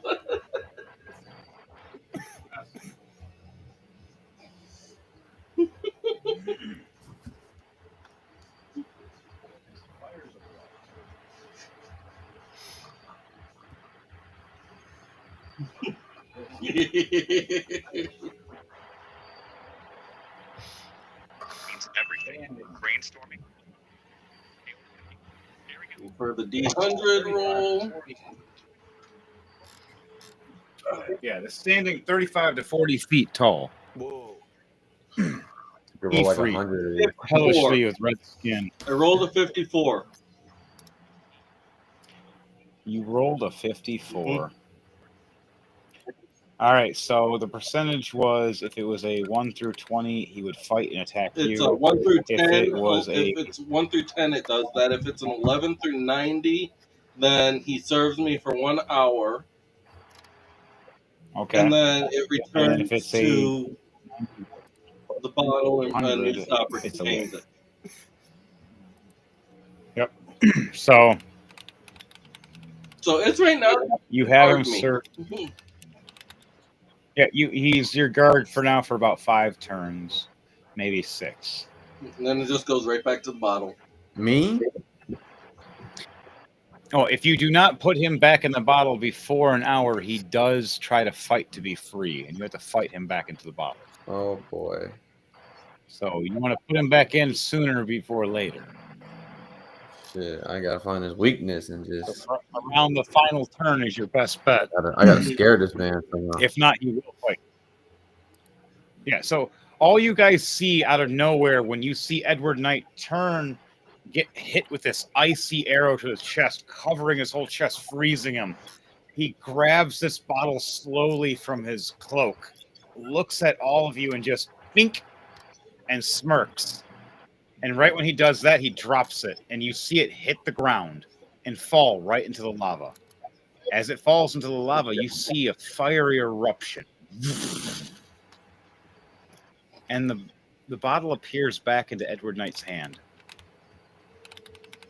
Like magic. As you see this 35 to 40 foot tall, fiery, hellish creature with a giant scimitar blade standing above all of you. Whoever attacks him must attack me. All right, well, we're And cooked. he's doing an intimidation check for all of you. We'll chat. We're cooked. It's GG's. All right. I need. He's doing a 16 for intimidation. So I need everybody here to do a intimidation and see if they're going to be getting over 16. If you don't get over 16, you will be feared. Shit. Meaning you're scared of him and you will be trying to run away. I'm scared of him right now. I ain't got to roll. All right. I was not expecting him to be summoned during this episode. Edward Knight's like, you know what? I've been waiting for this. I finally get to use it. It's been 30 years. Username 666. Need to use it. Bro. Lemon All guy's right, 16. on a D20, I got to roll higher than 16. You got to roll higher than 16. 16 or up. One die. He either has one. It's plus your intimidation. You look at your intimidation. And Grisma got 12, So whatever your modifier. 17. Okay. So that's in your skills. Whatever your intimidation is, your modifier for that. If it's a minus or plus. Okay. All right, for Raymond, I'm going to roll for him. Yeah, I'm cooked. Let's go. Wow, Raymond, you roll a nat 20, so you're good. All right. What'd you roll for you, I got a Ross? 6, dog. Like in total. Ooh. So I rolled a 3. Well, you still have advantage for this last So we're turn. So did you roll advantage? My roll advantage. It means you get to roll 2d20 instead of 1d20, and whatever the highest one is, you take. All right, here we go. So roll that last d20, and it could be higher. 11. 11, but what's your modifier for your intimidation? 3. So we're still cooked. So a 14. Yeah, you still miss. Well, you're a little more brave than last time. Great. All right, Rain Man, you're a water genasi. You see the fiery devil pop up in front of you, and you're like, I'm pretty cool. I'm wet. I can throw some water and ice to your ass. I'll freeze your dick. No. Well, wait. Weren't you joining Edward, Rainman? He can choose still. Right now, he's still join. He still had to come out with Leah to join in because he didn't come out with you. It's only if you want to join the bad guy right now, but that's you already attacked the void monster, so that wants to attack you no matter what. So we're gonna fight the devil, I guess. Right? And that's actually Edward Knight's patron, is the creature from the void in the shadows. Yep.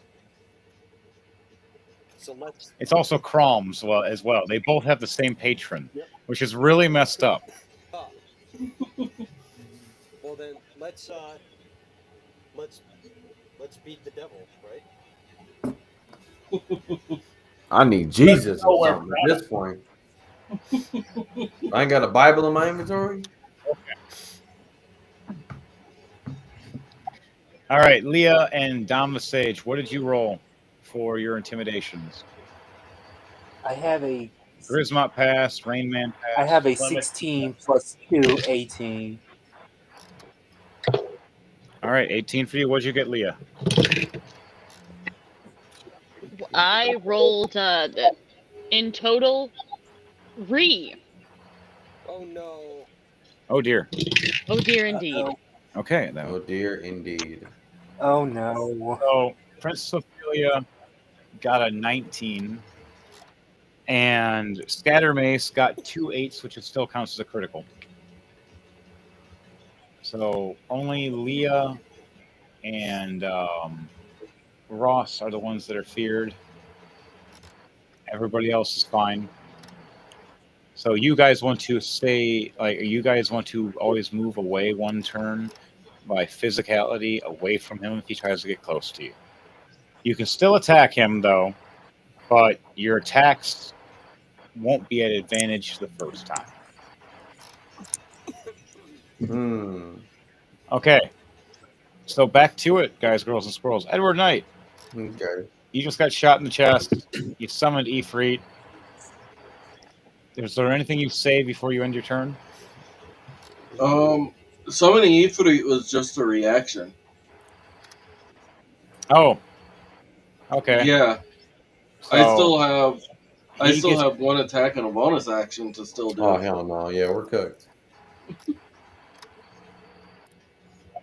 All right, roll away. Ifrit won't be able to attack until it's his turn, which will be after everybody else. Okay. So Don't worry, my turn's next. I have an idea. Nuke Moab. the one that just attacked me with the ice. I need you to roll a deck.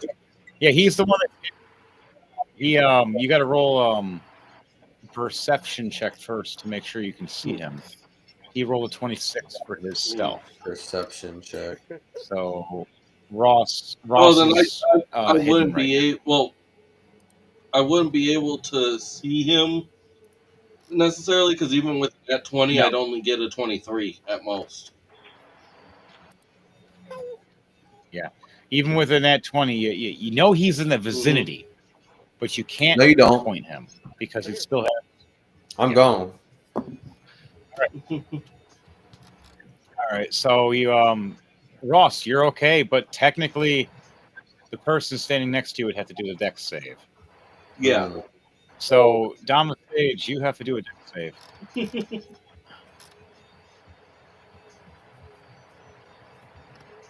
Ross, you're hidden for a second because of your stealth. Yes, you walked sir. out there. Actually, technically, everyone within a 20-foot radius needs to do a dex save. Oh, son of a hooker. All right. That's everybody. Damn. Everybody has to make one then. Everybody make a dex save, please.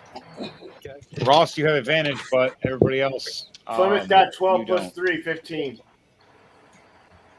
Draw Okay. got a 12, 8, dirty 20. So we're good on here. 18. Okay. 18 plus 7, 25. Okay. What'd you get, Leah? For what? A dex save. A dex And then save. for Rain Man here, Rain Man, you got a 19, so you succeeded. 6. Come here, bud. Come here. Okay, you failed. What happens for the people that fail? The people that fail take full damage. The ones that succeed take only half. Wait here. And Okay. this is Uh, 3rd level fireball. Damn. You guys just get ripped with fire. The only person that'll take half damage naturally will be Rain Man. Aw. So Naturally. 21 points of damage for those that failed. Okay, and then of those that succeeded, it's only 10 points. Ross, you are not visible you're not invisible anymore. You are now seen again because you got damaged and you didn't have true invisibility, just basic. Lame. Did Griswold? You gain the other one later unless someone gives it to you. You can ask Princess Ophelia. She can upgrade. Yeah, hook me up. Be the plug, you know. Did Griswold succeed? Well, what? What was his number? 15. That's exactly what you needed, so you're fine. Okay. Yep. You still take half damage, which would be 10. Yep. If you're raging, it's 5. No, sorry, magic. Never mind, it's 10. Okay, and then for the one that hit me with the ice, now that you're visible again, make a dex save. Now you got to make a dex save. Okay, Ross. here we go. Where is that? Let's see. First page. Very top of your page. A deck save. Don't hurt me. Don't hurt me. That's not what I want.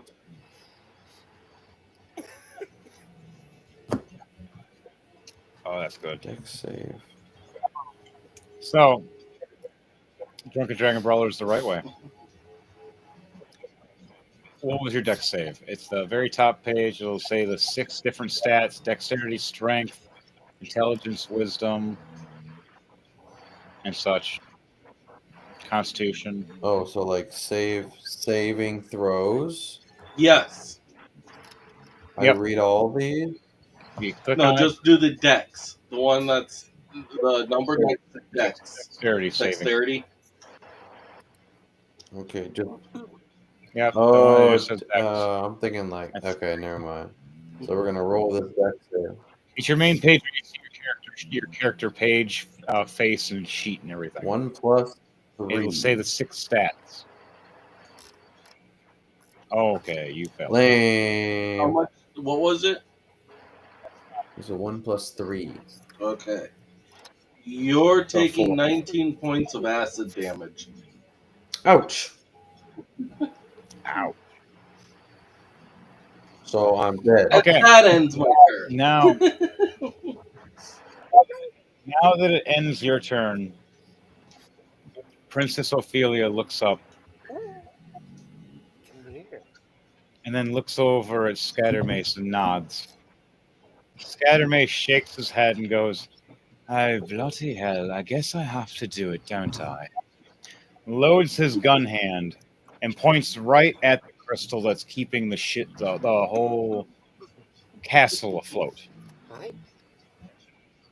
And says, "I guess we're all one for all now, aren't we? Everybody abandon the ship." As I fire my spiral cannon 7. 15 plus 14 and a 10 plus 14. You see these 2 heavy shotgun shots spread just across this machine, doing 22 damage and 24 damage. As you see it start lighting up and charging and sparking all around, Princess Ophelia points her hand and casts Fireball at 5th level. Right at it. Well, wait, how? How can she? She's still in the cage. She used Dimension Door when you were... Well, no, how can she use was her magic? turn The cage before you... turned off all magic, remember? It had it got turned back on at the time, and then it was turned off again. It got turned off during because someone cast a spell. At her? I don't. No one cast After a the spell spell at her. No, it was Scattermace can cast magic, and he knows the spell, so he points and used the spell on the cage itself. Turned off the magic just long enough for her to do the spell, to do Dimension Door, and when she got out, that's when she started trying to fight on the ground and got messed up even more, and then got healed. So she's next to you, but she's not like right next to you. She's like 10 feet away from you right now. You were more distracted because everybody started attacking you all at once. As you turned around and got shot with an arrow, got smacked in the knee, and got attacked, and you're like, what the fuck's going on? Oh, where's the princess? You little bastard, you tricked me. That's pretty much what just happened. You pull. It's like a comic book villain trope that just happened. You just realize that the heroes just took the princess. Yeah, scooped her The up. question is, can you get her back before what happens next? So you see this blast and this shot and her firing this fireball right at it. You see it erupt and explode. I'm dead. As it does, the whole castle does it, and all of us lose our footing for about a split second. Like we're in an elevator. You felt it tug.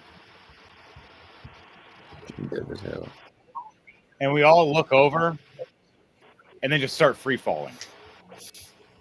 This is crazy. Now here's the question.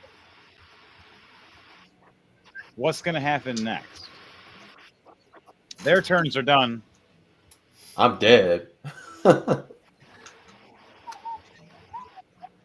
you dead My or? points are 9.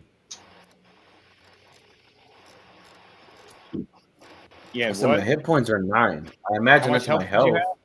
have? All right, wait, what's your level right there? You should be No, level 10. Well, am I able to put myself to 10? 'Cause I'm a 1. Yes. You click on the edit stats and it'll jump you right. You can edit right to 10 unless you want to split classes by 5 levels rogue, 5 levels something else, or 7 levels something and 3 levels rogue, depending on whatever I you did not know. So you can do that. So you're still alive. You're level 1, and yeah, they're taking that, you would have died. All right, so with that, I need everybody to do a dexterity save for the first jump to make sure no one Damn, falls. I wonder if The first one is low, so as long as you get over a 10, you're fine. Okay, they're good, and they're good. 10 plus 7, 17. What did you guys? 10 plus 3, Okay, 17 is success. 22 total. 19 success. Ooh, nice. All right, Rain Man, you got 19. You succeeded. It's like surfing for your guy. You're just used to 12 it. plus 8, 20 for draw. Okay. Dark Trooper, what was yours? What was I rolling? A dexterity save. Again? Yes, the whole ship just rocked, or the whole castle, I mean. And then for you, Ross, what did you roll?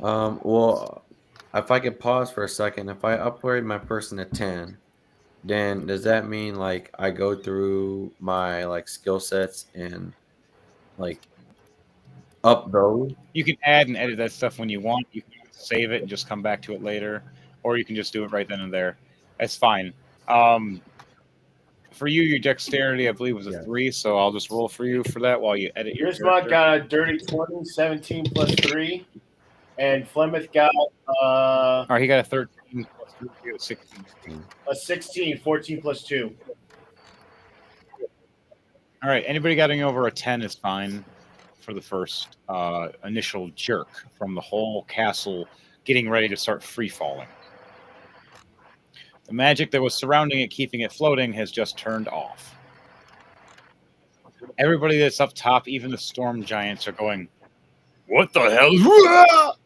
As everybody that's actually within that vicinity that's not in itself just flew off the castle in some kind of manner. Now,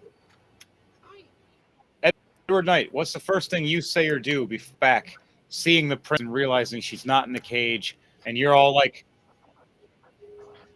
doing the whole look at the cage, look at her, look at the cage, look at her. You said she's at least 10 feet away from me, right? 10 to 15 feet. Yeah, 10 feet. Yeah. Okay. Okay, good. I open up my shadow underneath me, and it can stretch out to 10 feet. So, Ooh. I need wrap her her. to a. I gotta see if she can dodge. Ooh, double 19s. The first time she gets to dodge, but you get to do this twice. Oh. But the second time's a nat 1. Oh. So she does this.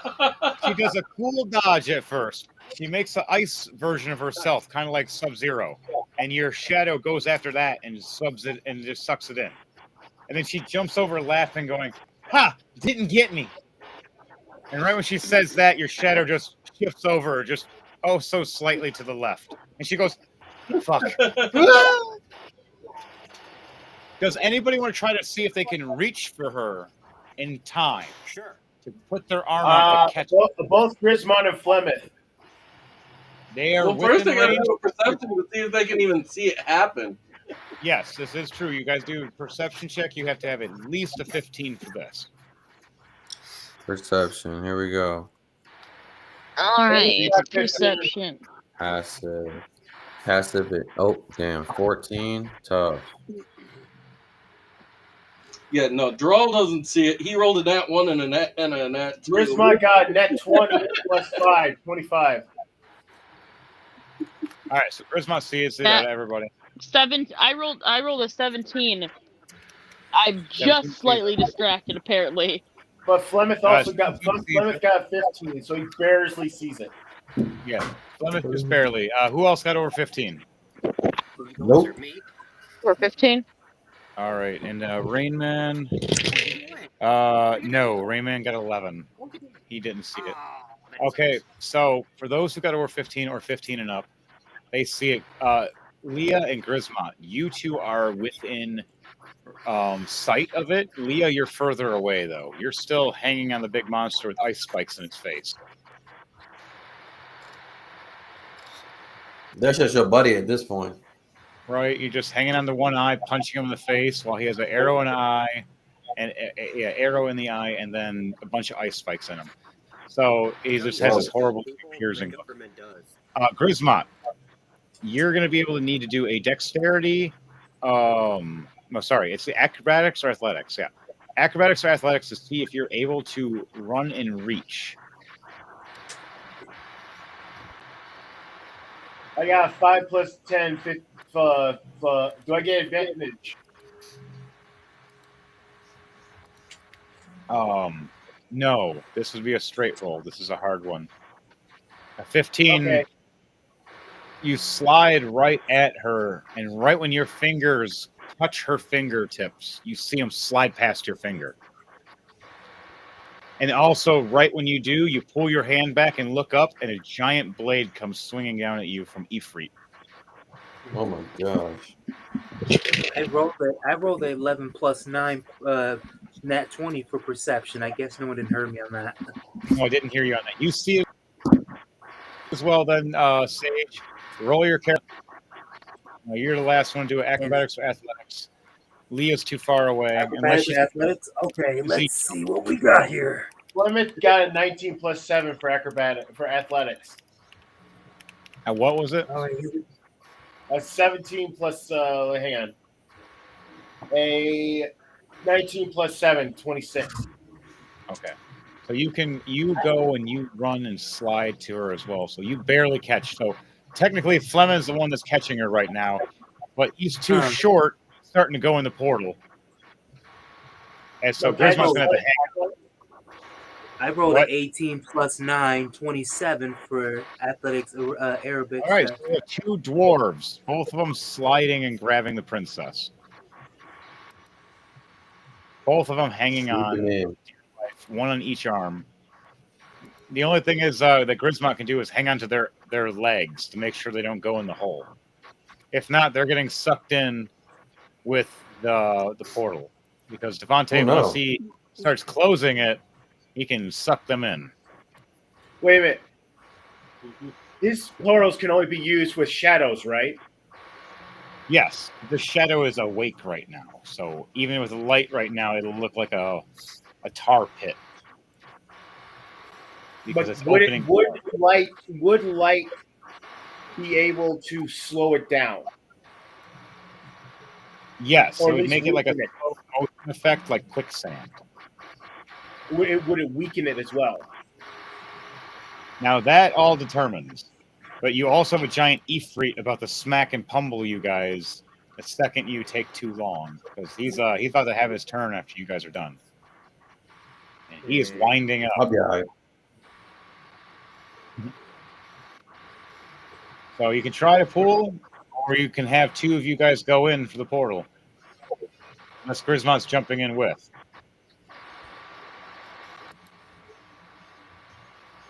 Okay. I'll go Roll to with die. them.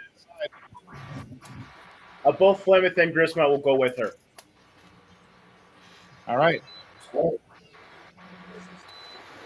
shit. Okay. So, are you joining in as well, Sage, with your dwarf to jump in the hole?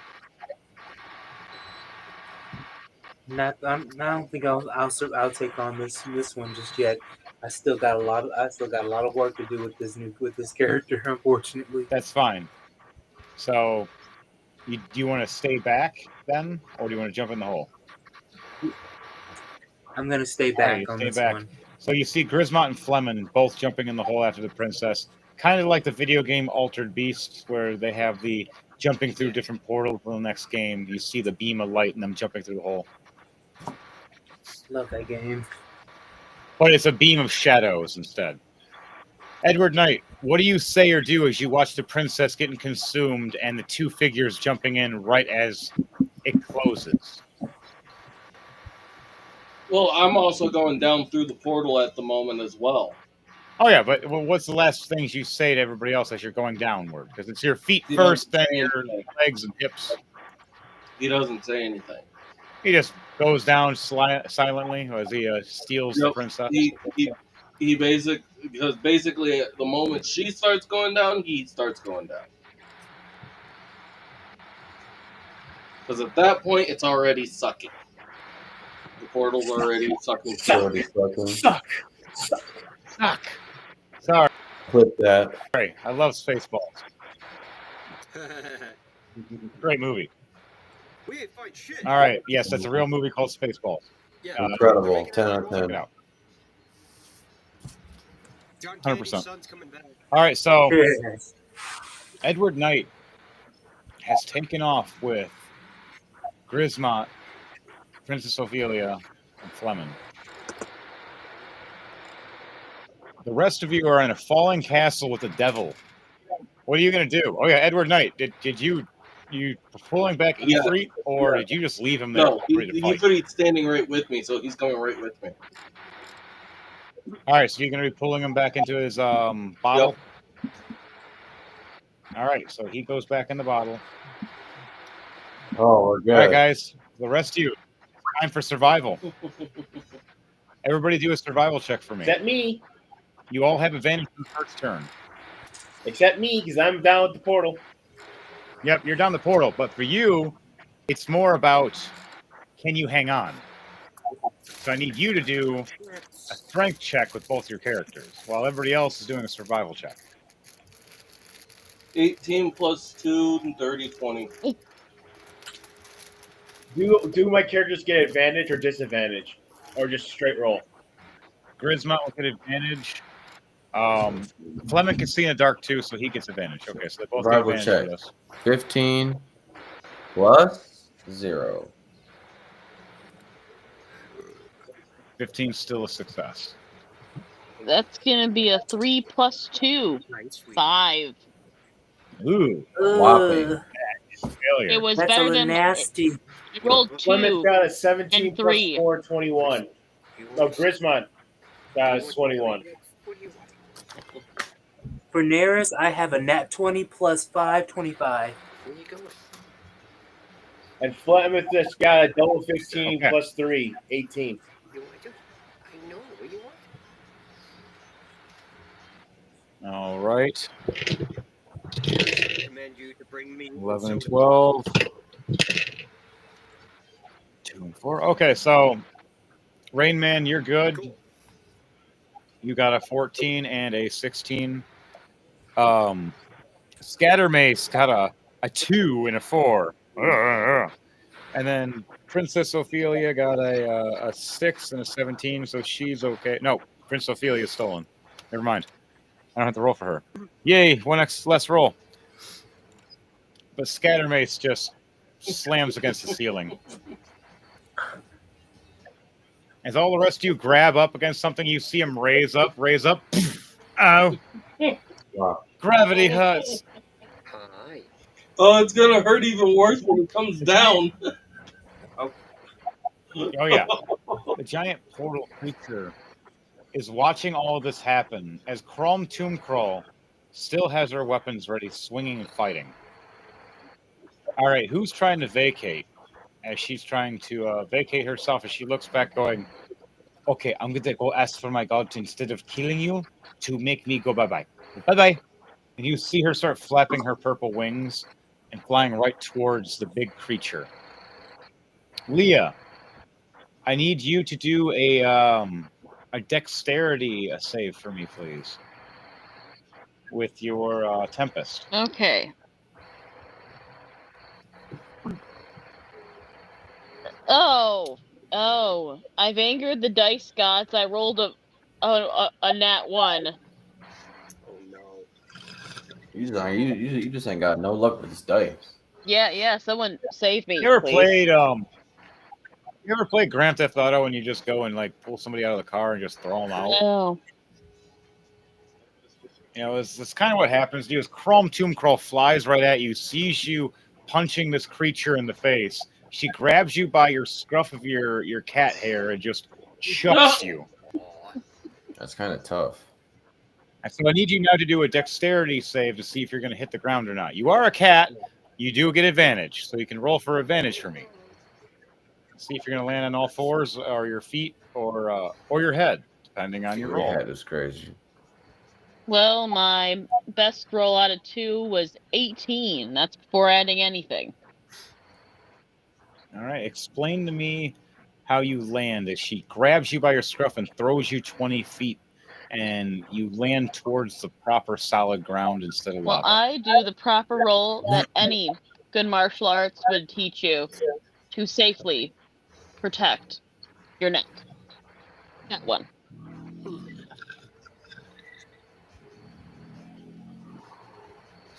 And do a barrel roll. So, A barrel roll. I love it. Chrome grabs you and chucks you, hoping you're going to fly in the lava. You just do a barrel roll and a speed boost to get through. And just land. And here, Fox, no! I mean, Like, do a barrel roll. There it is. You see this random rabbit with glasses on going, do a barrel roll. Yep. Just for that frame, he spawns in, just says that, and then dips. You land and you sit down. You see Chrome sit on top of the giant monster, waving at you guys, going, "Good thing this is not my castle. It's it's the giant's castle, so you got to deal with them now. Bye." She goes right through the portal with the giant as it closes up. And in technicality, it's not even theirs either. Oh, secret lair is you could travel it wherever you want, but you attach it to the castle for now. Once it crashes, it's just going to teleport back to where it originally Oh went. no, I thought the castle was originally Ophelia's parents. No. This is the Storm Giant's castle. Their parents were there. Parents are still inside the castle. They are still inside. The king and queen of the kingdom are still inside this castle, by the way. I just thank you for reminding me because no. Oh no. I'm about to go check my door real quick. So technically, they need to do their saves too. Oh. Okay, at least the queen's okay. The king just had a problem. Double 19s. Nice. Queen's fine. King 15 plus 4. Okay, 19 normal. Okay, they are okay. The queen teleports them out. Not after the king gets a horrible concussion from getting his head rocked and smacked around by the ceiling of the kingdom. All right, here go my As he couch comes delivery falling down, at 11 o'clock. he catches him, takes him to a portal. I'm gonna take this. You got a what? I said I got my couch delivery, and I told you my dad was coming super late with a couch. Oh yeah. Are you heading out, He man? just pulled up. So I'm gonna take care of this. So I'm gonna stay in this for a second, but I'll probably end it. All right. I am mad tired, but yeah, I'm gonna deal with this because he's here. All right, let me know. Well, you have fun. For sure. Thank you. What are you doing? What are you doing? Oh yes. All right, so guys, back to it. The rest of you, what are you guys all going to say and do? Is now it's just free reign of talk and acting. As you guys are moving around and noticing the castle is shifting, is there what is your plans to survive? Run away! Run away! Who knows the way out before we start running away? But yes, run away. No. First of all, you gotta do this very simple test. You gotta run around a big circle yelling, "Oh my God, we're gonna die!" Yeah. Droll is literally, he's got his claws sunk into the floor as he's just trying to brace himself with his eyes closed. He can't see. I rolled a perception for him. He has natural advantage, and I still rolled a 2 and a 3. Oh wow, he's going to have a problem. Yeah, so he has no clue as to what's actually even going on. All he knows is that he feels like it's falling. So Scattermace, as he's done running in a circle, screaming, freaking out,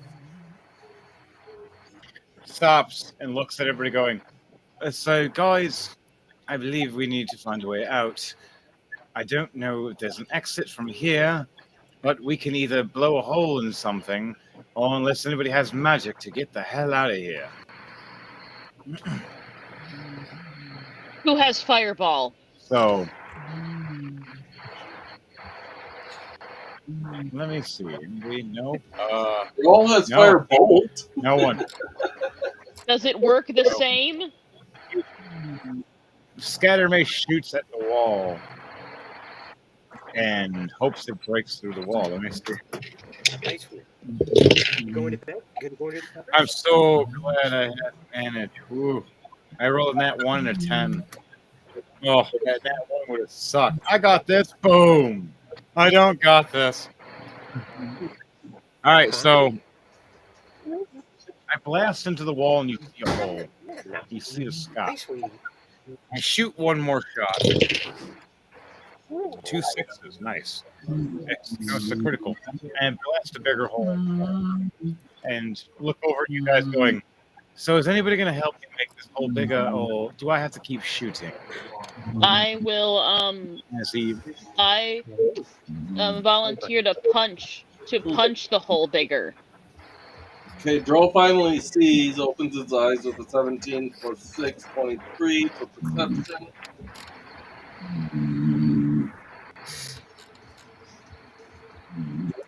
All right. Nice one. For he fires a firebolt at it. All right. For Rain Man, what do you want to do with your character? Do you want to at use 1 plus 3, 4? Cool. Let him talk real quick. What were Or do you the want options? to like an ice bolt? Sure. All right, so you make the hole big enough to be about a 10-foot by 10-foot so far, guys. Do you guys think that's good enough, or do you want to find a way to get out now? Yeah, I think we're good. All right, so everybody head towards for Dark Trooper. For you, for your Fleming and Grismont, as you're being pulled through the shadows. Edward Knight, I need you to do a strength check to see what your strength is as you're pulling. And for Grismont and Fleming, I need you to do 2 separate strength 19 checks. plus 3, 22. All right, Dark Trooper, what did you get for you? Fleming's got 17 plus 3, dirty 20. Okay. Fleming's got Yeah, that's what I say. 9. 5 plus 4. All right. Try to yank. Hold on. Grismont, you have to hang on the angles as Fleming hangs on from the hips. Edward is into his domain, his other dungeon. Much bigger, much nicer, much more cool. So what do you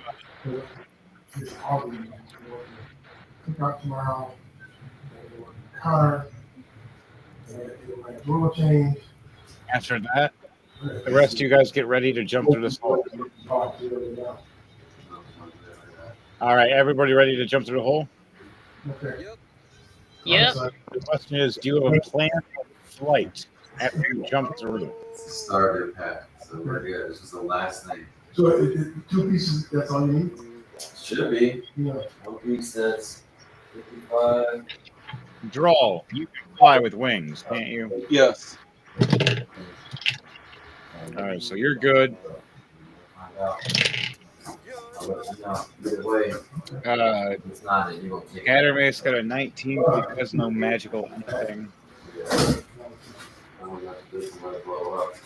He is just gonna try to hang on to his legs. All right, Rain Man, you're a water ganassi. I can have you turn the water into a cloud that you can stand up, like a nimbus. I can deal with all this.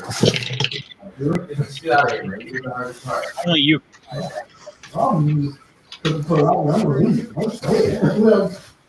Right. Everybody else that jumps off with you guys makes it as well. You start seeing sky as you all go through. You just barely pass as the castle walls fly right past all of you. You see this giant castle Video call, like falling down. two apart, and cousin, like People falling off of it. phone calls. Fly coming off the flying wall. I'm gonna leave, man. I'm tired. I'm staying up. I said, look, I'm gonna be able You are falling. so sorry. Others are falling. Nope. I'm not working. You see this giant grayish looking castle smashed Oh, y'all are tripping. into These cushions need 72 hours to be compressed and fully inflated. and the top of the mountain just encaved So by the time as the top of this kingdom smashes onto it, crushing and falling into it, we'll see about that. All right. smashing, Nothing. shattering everywhere. Those storm giants that did survive. Those did not survive. Anybody that was left inside the castle was disintegrated shortly after. You guys are all falling now. You see land, No, but yes. ocean above you. All right, man. I need everybody here to do a survival check, please. And then explain to me how all of you are going to try to survive as a team or separate. Don't monks have featherfall? They don't have that yet. You do. You technically have a falling flight of 100 feet, then without taking any damage. Take it, it's more than 100 After feet. 100 it is more than 100 feet right now, though, so you can hang on to somebody until then. Wall is flying, and he is a dragonborn. We have it so Rain Man is flying in his cloud. I have Scattermace pulled out his pulled out a spell that would allow. Oh my god. He would allow. He had a spell that would allow everybody to float within up to 3 people. So he chose Ross, and he chose you, Okay. plus himself. Then So you guys are falling at a slower rate. for now until you hit the 100 feet mark. Then you can fall normally without taking damage. Cool. So once we do hit the 100 foot, I would like to use a gust of wind to make the fall easier for everyone else. Cool. All right. So I need everybody to do a survival check for me, please, and let me know what that number Okay. is. All right, Scattermake's got an 18. See what I got. I got 2 3s for him, though. That counts. Okay. And an 18. Okay. All right, Rain Man got an 18 as well. He got a succession. So, what did everybody get for their survival? 16. All right. You guys needed at least a 14. Got an 18. So I'm the Sage. What did you roll for your character? 18. 18? Then you succeeded as well?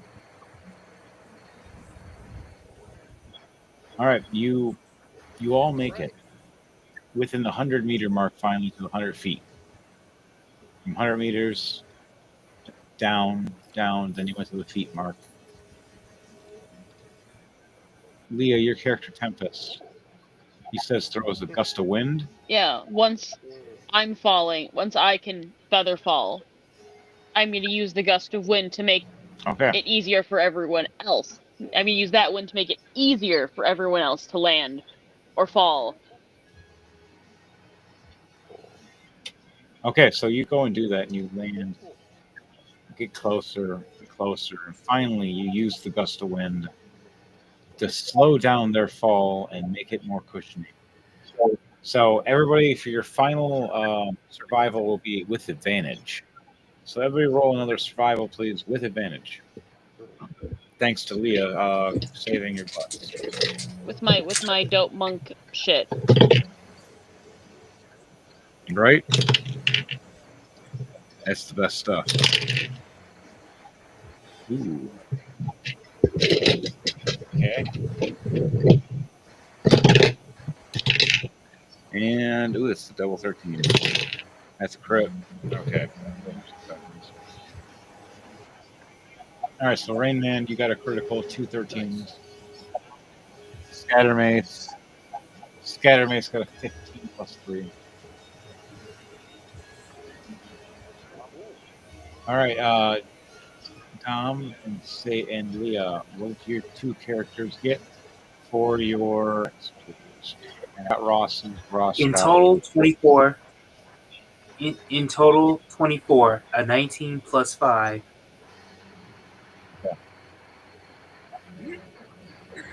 All right. And what did you That get? is 15. 13 plus 2, 15. 15. Okay, they're all successions. Explain to me how all of you land. If you finally land onto shore /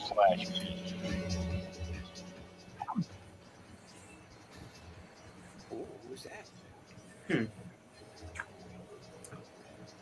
Let me see.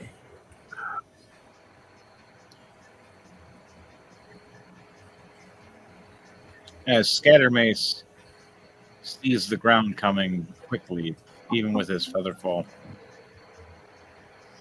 he lands and does a little shoulder roll and gets back up, brushing himself off and reloading his firearm. I have one. What do the rest of you do? Naris lands straight to the ground. Stand straight to the ground by using his boomerang to create a handstand. So I'm gonna roll for athletics check if that landing is successful. If that's fine. Yes, it is. That's perfectly fine. And I have a 12 plus 9, 21. 21. Okay. With that, explain to me how you land.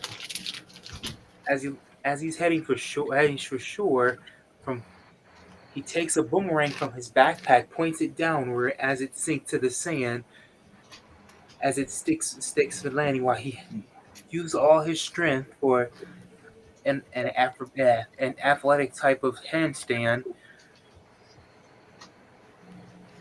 Once the boomerang sticks to the ground, solid straight through, he used the balance strength to hold himself in a handstand, and then after that, he throws his leg down and land right back in there like he's doing a double jointed somersault. Nice. And he lands down 10 points. People applaud. Tries to, but he only has one hand. He smiles and takes a bow.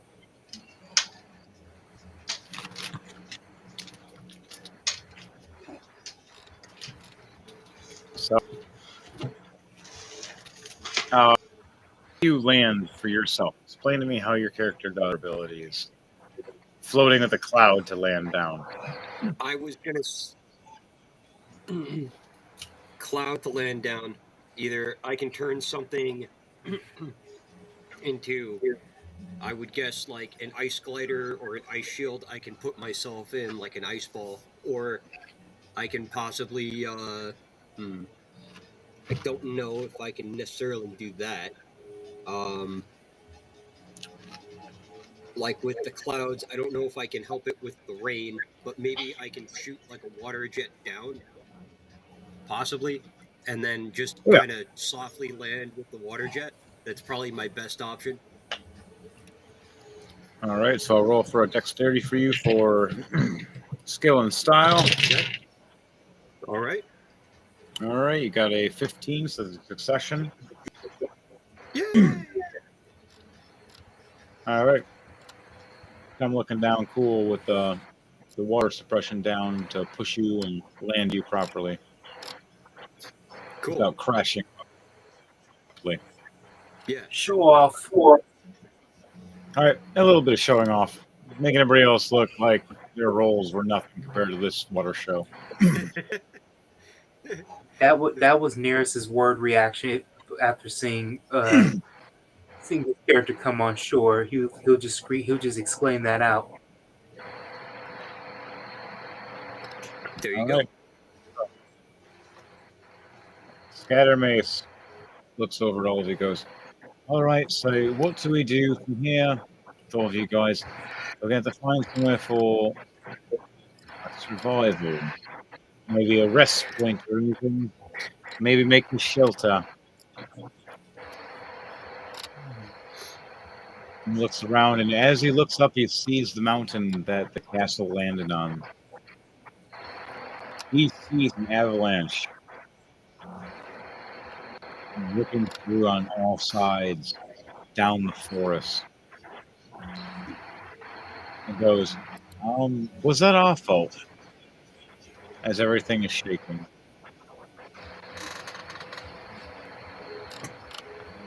You guys want to do a perception check for me to see what you see? I don't know. Sure.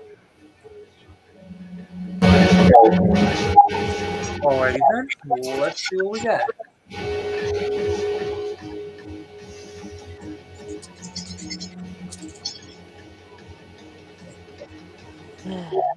That's a 9. Oh, sorry.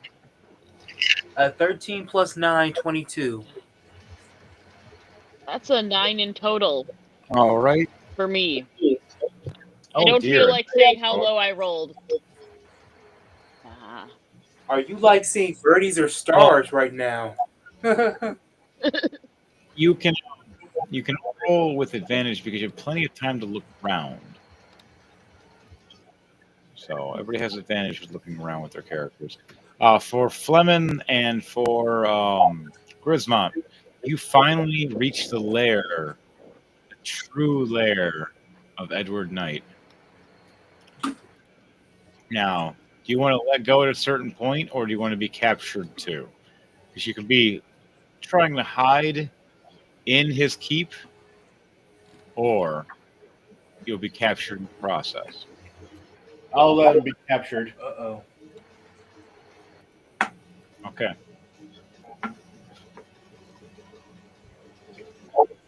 All three of you get in right into another cage, almost exactly similar how the last one was, but more upgraded. Oh no. Looks like you can't do Dispel on this one.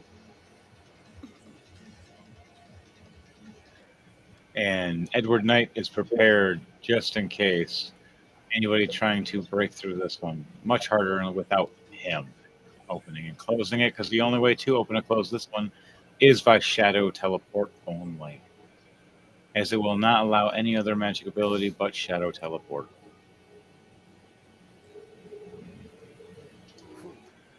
What does Edward Knight say and do as he has Princess Ophelia, Grismont, Fleming locked in a cage? Well, that wasn't very wise of you, now was it?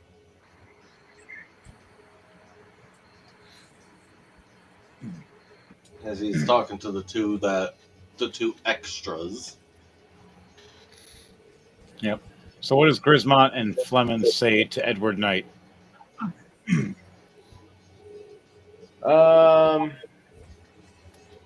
They start giving him rude hand gestures. They both just give the middle finger right back after Edward Knight says this stuff. Edward Knight, what is your response to that after they give the finger? Oh. Those might be good treats for my little pets.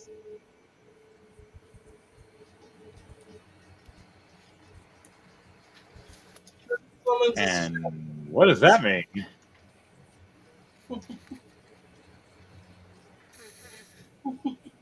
Okay. So there's two Shadow Panthers. What do you guys? The field now. Oh dear.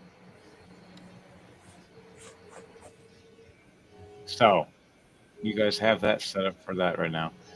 I'm gonna go back to the squad for a minute and see how they're doing. Tempest. What is Tempest and Neresis doing? Dom, for your character, both of you, Leah and Dom. While everyone else looking for shelter, Neris is out to steal some stuff again. As you can see, All right, Neris, he doesn't know any better when it comes to stealing. That's all he knows about. But he's doing it for a good cause, since he's around with a group now, because he was always known to be solo sometimes. All right. So is he like a, or is he a klepto? Kind of like a klepto, yes. Okay. His obsession becoming a kleptomaniac can be a little alarming if it gets to that kleptomania level. All right. So you go looking for something while everybody else looks for shelter. Scattermace is drawing on the ground and trying to place little sticks around, kind of like a blueprint. Like an interior designing blueprint. Yes. As you see him reading from a book, as he noticed the book, if anybody wants to roll a perception check if they're looking at the book at all, if they're hanging out near Scattermace. Well, not near, so he's out doing something else, so I won't be rolling. Leah, what is your character doing while Scattermace is trying to do something and set a bunch of sticks around? I'm gonna look for some firewood. All right, you go look for firewood. Draw. What are you And if doing? I can't find firewood, I'm going to make Where firewood. am I as Droll, exactly? What? Where is Droll?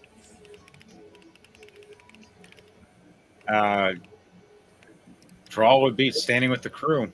At one point, depending on where you have them, we're all at this beach edge right near the forest.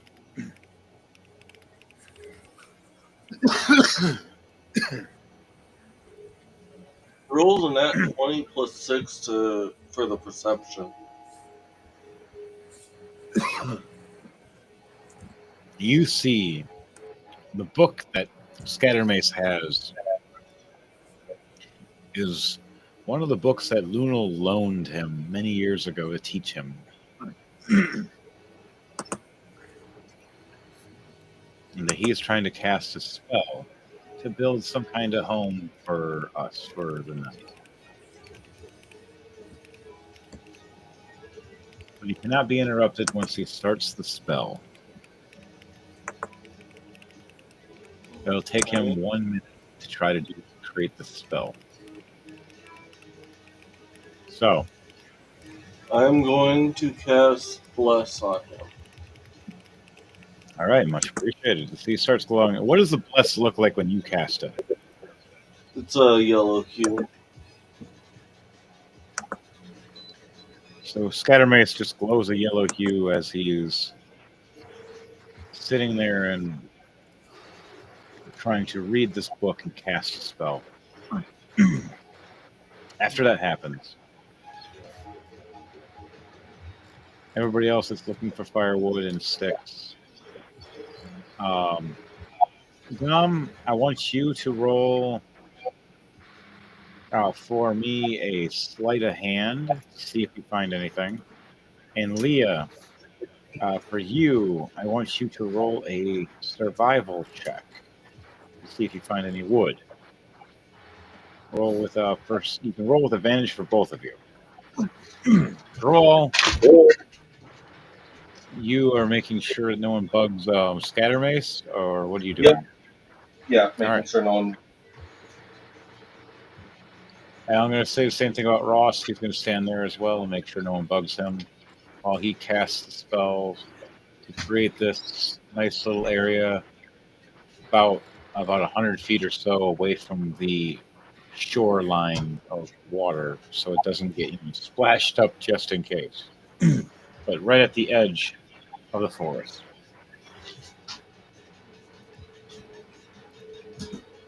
Okay. Leah, what did you roll? And Dom, what did you roll? And 18. Ooh, nice. And what did you roll for you, Dom? For perception, right? Yeah, it's well, it's gonna be a sleight of hand for seeing if you found anything, got anything. Sleight of hand. Okay. My total for that, it is 18. 11 plus 7. Okay. So, for Tempest, you found plenty of wood for firewood.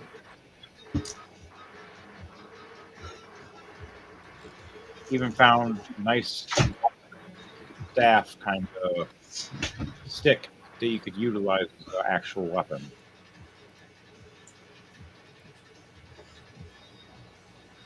Down the stage for your Neris. You find a small treasure chest next to a skeletal body. Old, rusted-looking armor and a damaged-looking sword. But you find this nice, small treasure chest and a keyring. And you grab and obtain the small treasure chest with the small keyring. I think I hit the gold mine. Wait until I show everybody that I'm rich. Maybe find something good inside.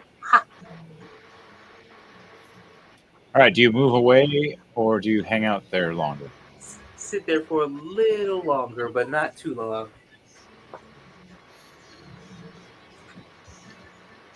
Ooh, I can't wait to see what's inside. You're so lucky. The sand starts moving and shifting a little bit.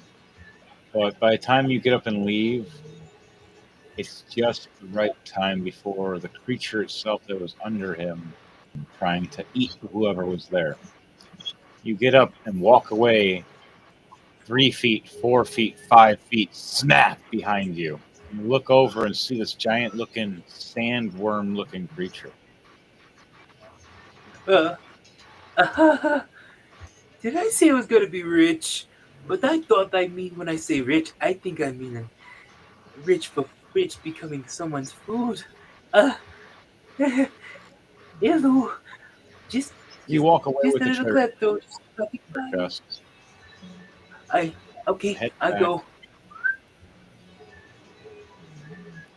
You start running abruptly, heading back to the camp. The giant worm creature thought it ate you as it ate the skeleton instead.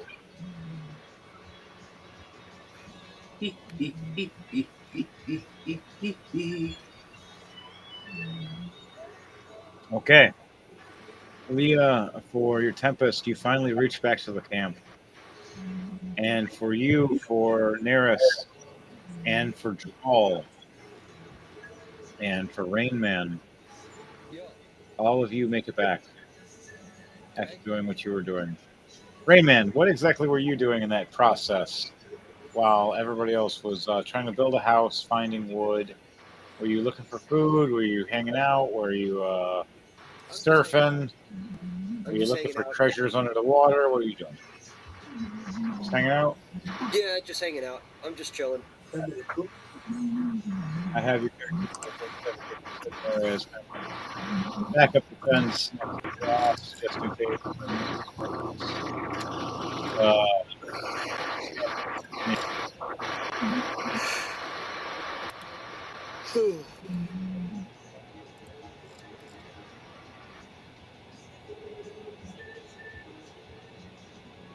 Okay, so all of a sudden you see this giant house just start growing from the sand, from pieces of wood and sand, and just raising up from the ground.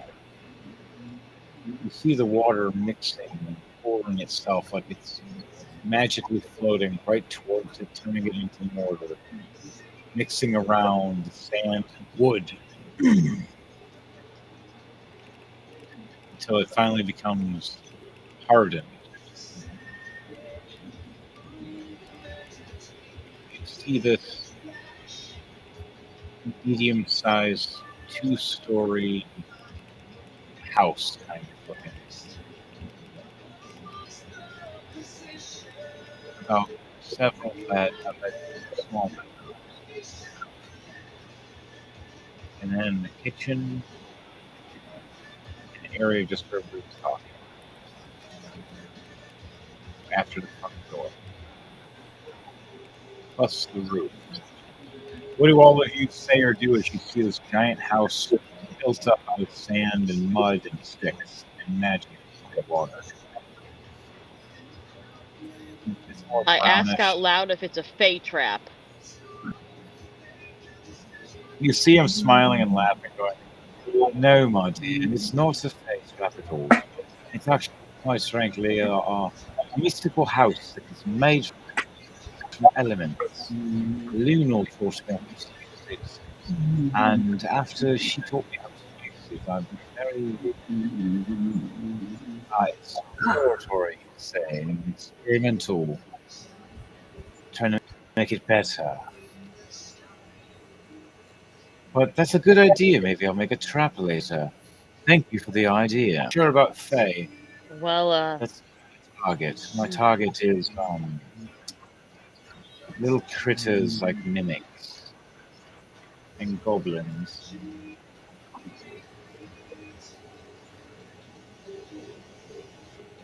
What do you say to Scattermith when he says that? And he finishes building the house. oh, it's a very good thing you have a house. Well, that we have that we don't, Yeah, have so to go be you could stuck on choose an island for several seasons of a TV show.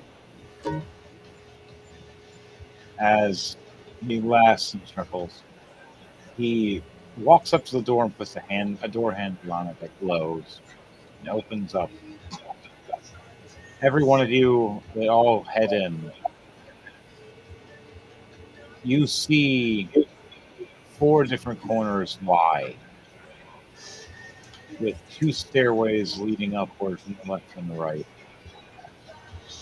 and a stairway leading downward down the basement.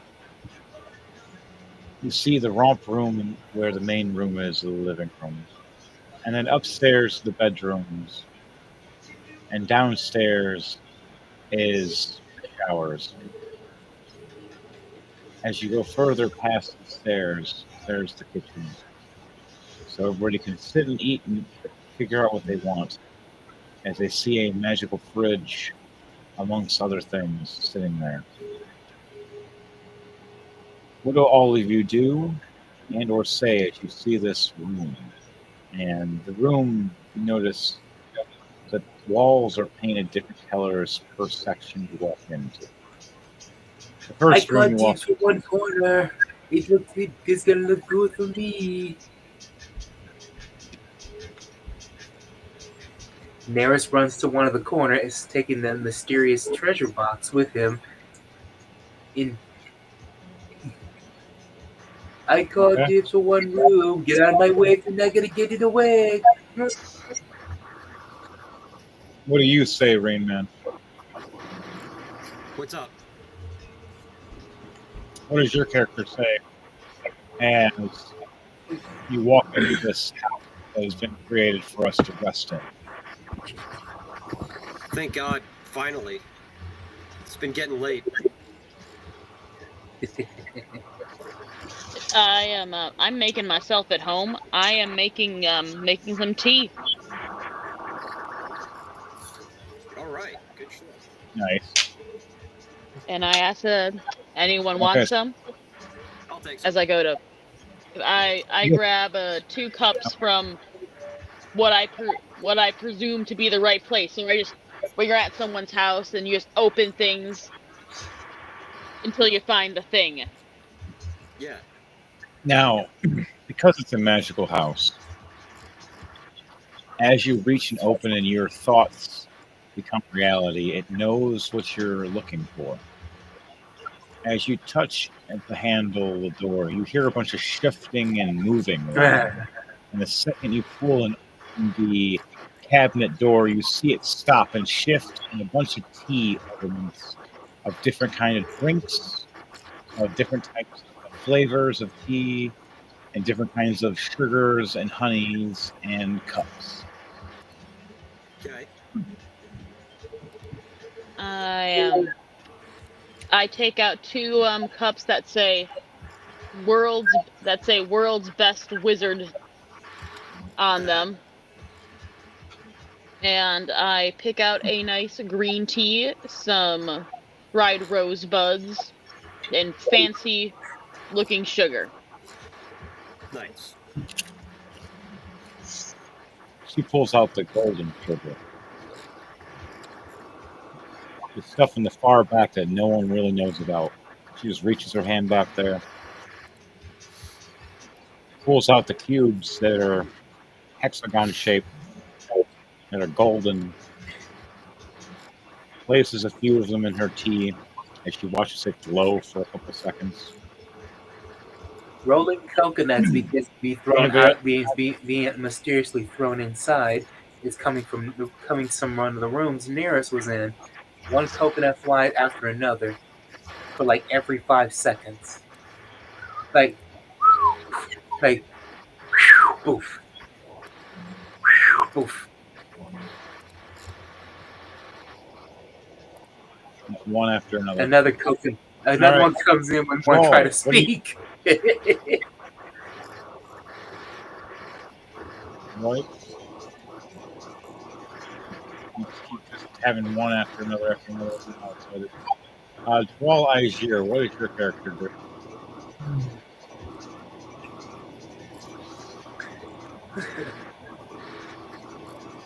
Just so you know, Neris can be a little exciting, but he can be a slight of an idiot. Take care of that. Okay. I don't know.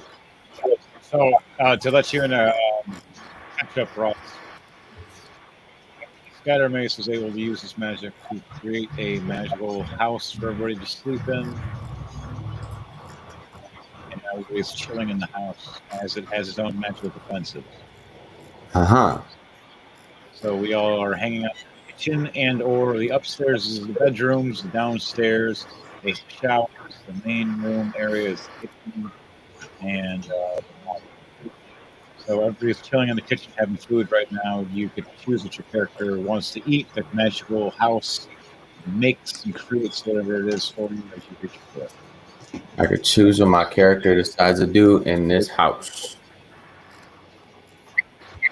Yep, you pretty much get to use your imagination of how things transform as you walk into things, like your bedroom and everything. Yes, your imagination is utilized a lot in D&D, which I'm finding out. I was gonna call it. I don't know how long this story going. I was gonna call it. I don't know if that was a wrench in anything. So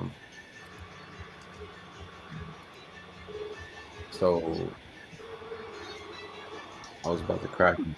Well, we had Leah shooting team for characters, and everybody else sees a magical key. Everybody else, they can decide if they want to grab food or not. You see Scatter Mace opening up a fridge that is pulling out a box of sandwiches that he's trying to let out for everybody, and a thing of donuts, magical donuts. I like magical Oh, donuts. just opening up his own little mini hut. Okay. So am I able to, I mean, I know I literally am, but like, am I able to dip like for the night by chance? Or Yeah, your character, you can just tell him if he wants to. You can have him go up the stairs to his bedroom and explain what his bedroom looks like, and that he goes and rests and sleeps, and then your character takes a long rest. Which is, the longest rest of a lifetime. You know what this looks like? I'm gonna go upstairs. You ever been in a Casper showroom with the mattresses and shit? Where they got the little houses made? Yeah. And it's like they got all kinds of colors in there, and they got like a skylight or something. That's where I'm going. And it's got like All right, so it's got like ambient noise playing, like a 10-hour video. Not a video, just playing in that shit, stars and shit. And it's just like a you open the door. like a Casper showroom. As you open the door to your bedroom. Those are dope. Nice, chill, big bed. Nice floor. You look at the ceiling. The ceiling is not a ceiling. It looks like you're looking at the stars. It looks like you're looking in space. Looking at the stars. Yeah. Yeah. It's my better life. So Over a nice fire pit with ambient noise coming from it, making it relax. Feed off of me. To your right, you see a small bathroom built in, and Here is this plug. nice toilet, good tub. And you see the nice, the softest pillows you've ever thought about. Yeah. And the mattress type, don't care. Any decoration beside that? Purple mattress. I got my purple Don't mattress. care much. But you know what? Your character. What's that? Your character just jumps in the bed and goes to rest, or what do you do? I'm just going to bed. That's what my character. All right, your character's just going to go to bed. Yep, I'm just going to go to bed. All right, so Rain Man's character runs to his bedroom as well. His bedroom looks more like a nice open kind of looking rest. A little bit of Disney copyright, you could say. No, I'm going to have a big giant king mattress in there, and it's going to be all Victorian gothed out stuff. Then, Oh, that works great. yep, it's gonna be red and black, and I just have, you know, giant curtains and shit, and big ornate bed. Your characters lay down and get. All right, so for your guys, you get your rest. For the rest of your characters, Leah and Sage the Intelligent can go next. Whoever wants to choose first. Explain yours. I am after I make my tea, I'm gonna go up to my room.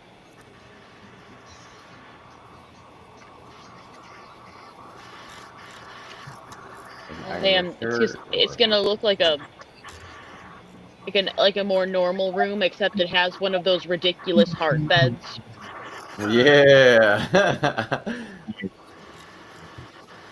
A 9x9 and that Alaskan King. You got the mirror up top too, Yep. or no? No, I'm not that ridiculous. I don't want to stare at myself sleeping. Wake up and freak out. Who's staring at me? It's me. Oh, wait, what? No. Exactly. I don't trust that stuff either. It's kind of weird. Don't want to get mixed in the mirror world. Mirror world. That's a thing in D&D as well. Shout out Frankenmove. Mirror maids.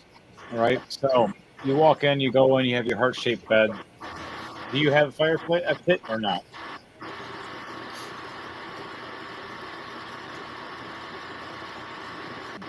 Could you please repeat that? Already asleep. There you go. Do you have a fire pit or not in your bedroom that you chose? Yes. All right. So your fire pit for you looks like a cat-shaped face with a smile, and in its mouth is a flame. Like the Cheshire Cat? Kinda more hardcore and goth. I actually have the Cheshire Cat as a D&D figure. Love it's it. really cool looking. It's the hard, creepy looking one with the sharp teeth and everything. Yeah, big, weird, creepy smile. Weird, creepy smile. All right. So, you have Leah, your character lays down and gets Sage the Intelligent. What does your character have? Nearest has a jungle setting like room with somewhat had floor with a sand colored theme. While in that room, he was drinking the last of the coconut milk he had picked up coconuts while staring at the treasure box. He lets out a loud belch and just throws the empty coconut shell out the window. You hear a person yelling like, "Ow! Ow! Hey, watch where you're throwing that thing!" Yeah, fuck face. Sorry. Scattermace is holding his. So before Nearest went to bed, he stares at the treasure box one last time, resisting from opening it. But he said, "I'm gonna stay up all night and stare at this. I can win this addiction." Until the light goes out, he falls straight to sleep on the floor. All right. Comedically, as it looks like you're all awake, super wide awake, looking and watching this treasure chest that you have. It's like a medium-sized treasure chest with a key on it. You're ready to open it, and you're like, yes, yes, yes. Lights go out. Out. He lets out a loud snore. He lets out a loud snore going,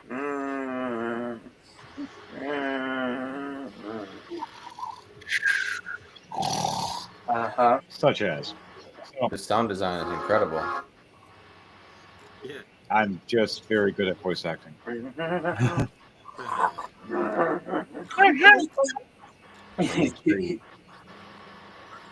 You fall asleep. You're taking a full rest as well. Scattermace finally walks up to his room, opens the door, and sees it just looks like a workshop. You don't really see a nice big bed or nothing. you see this small little like cot in the corner, and a small little bathroom. It kind of looks like it's more like a prison to your own thoughts.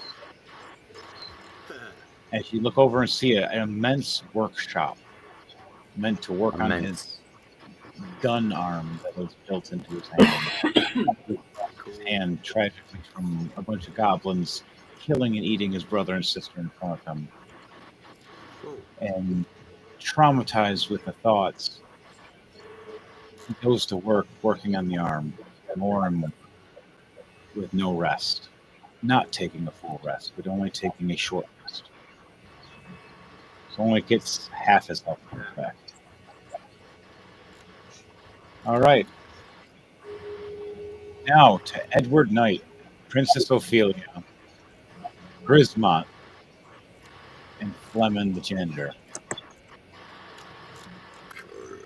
Excuse me.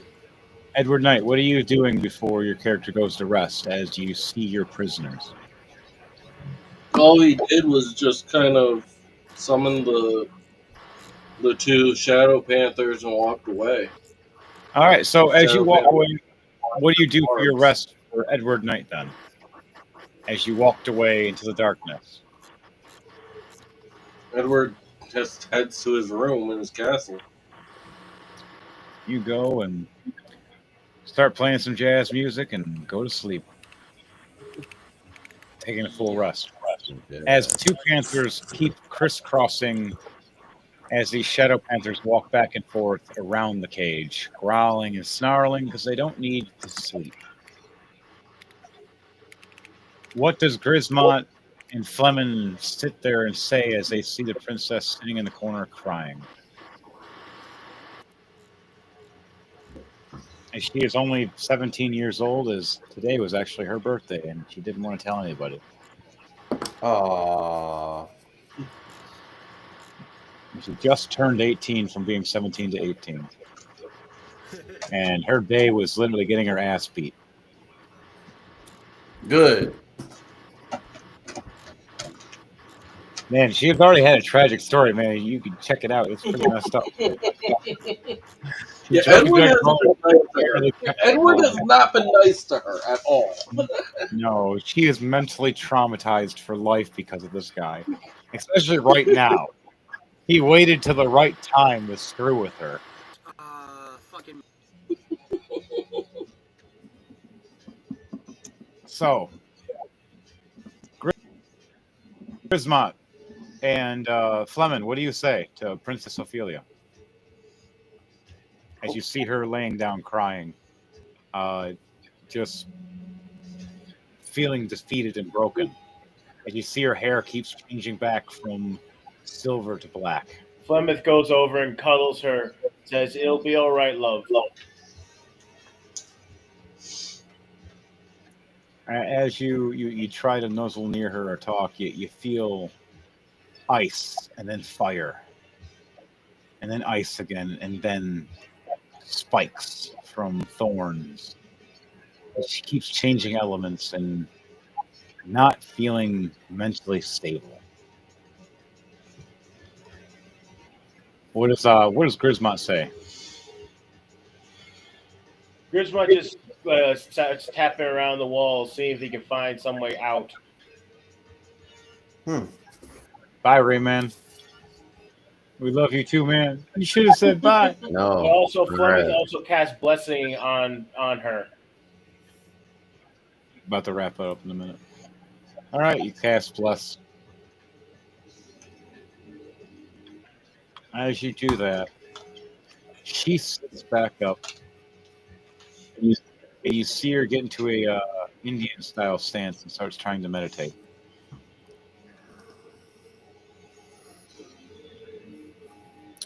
Once she does, she starts live chat. Trying to see the understanding of what the shadows are. As Grismont sits there, does Grismont rest at all or no? Might as well. I have all three of them, both of them rest. All right, so you have your characters take a long rest. Princess Ophelia will take her long rest later, but For the first couple hours, she sits there and meditates and trying to learn the light and the dark. And we'll leave that at a to be continued for either next week or another week, because we might have a special episode sometime. Thinking maybe either some of our wrestling characters or some of our Gundam characters and have a Gundam episode. Shout out Destiny Warriors Gundam. 1, 2, Oh, we and have 3. got Gundam intro and outro and everything. OMG. Gundam outro, it's so cool. I'm tempted to play it for tonight. Oh no.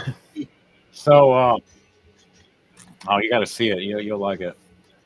DJ Thunderbase here created all his stuff himself. That is why he is so much. I know I'm gonna peep it out. All right, on that note, everybody takes their long rest. Everybody has their nightmares or dreams or whatever they wish for. Takes a short rest is Auric Scattermace. And on that note, remember everybody, this is Rolling to Die. Remember to like, share, and subscribe and comment.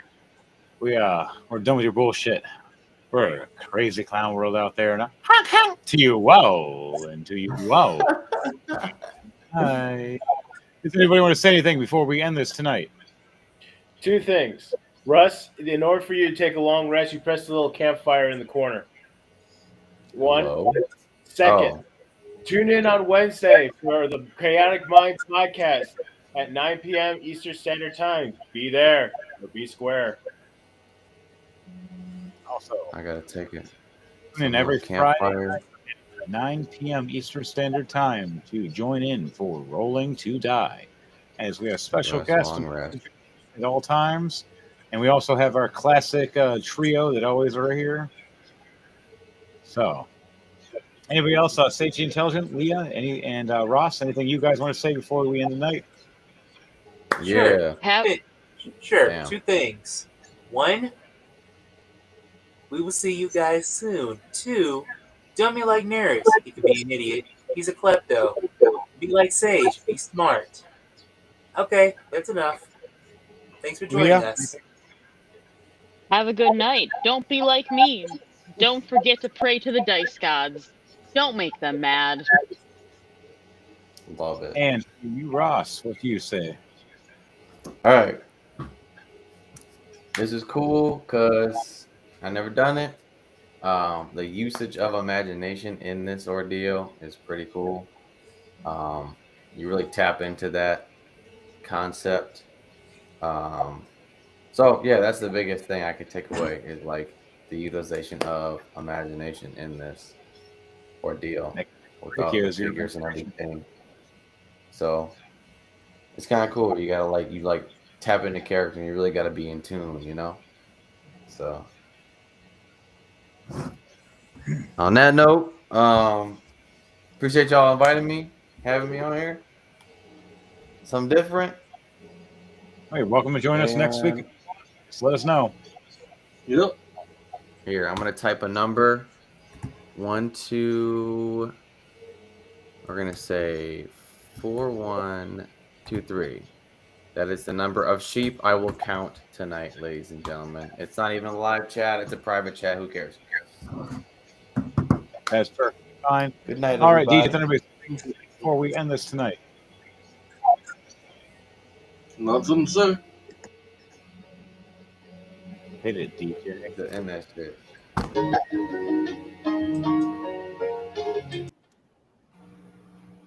Oh. Lost the sound.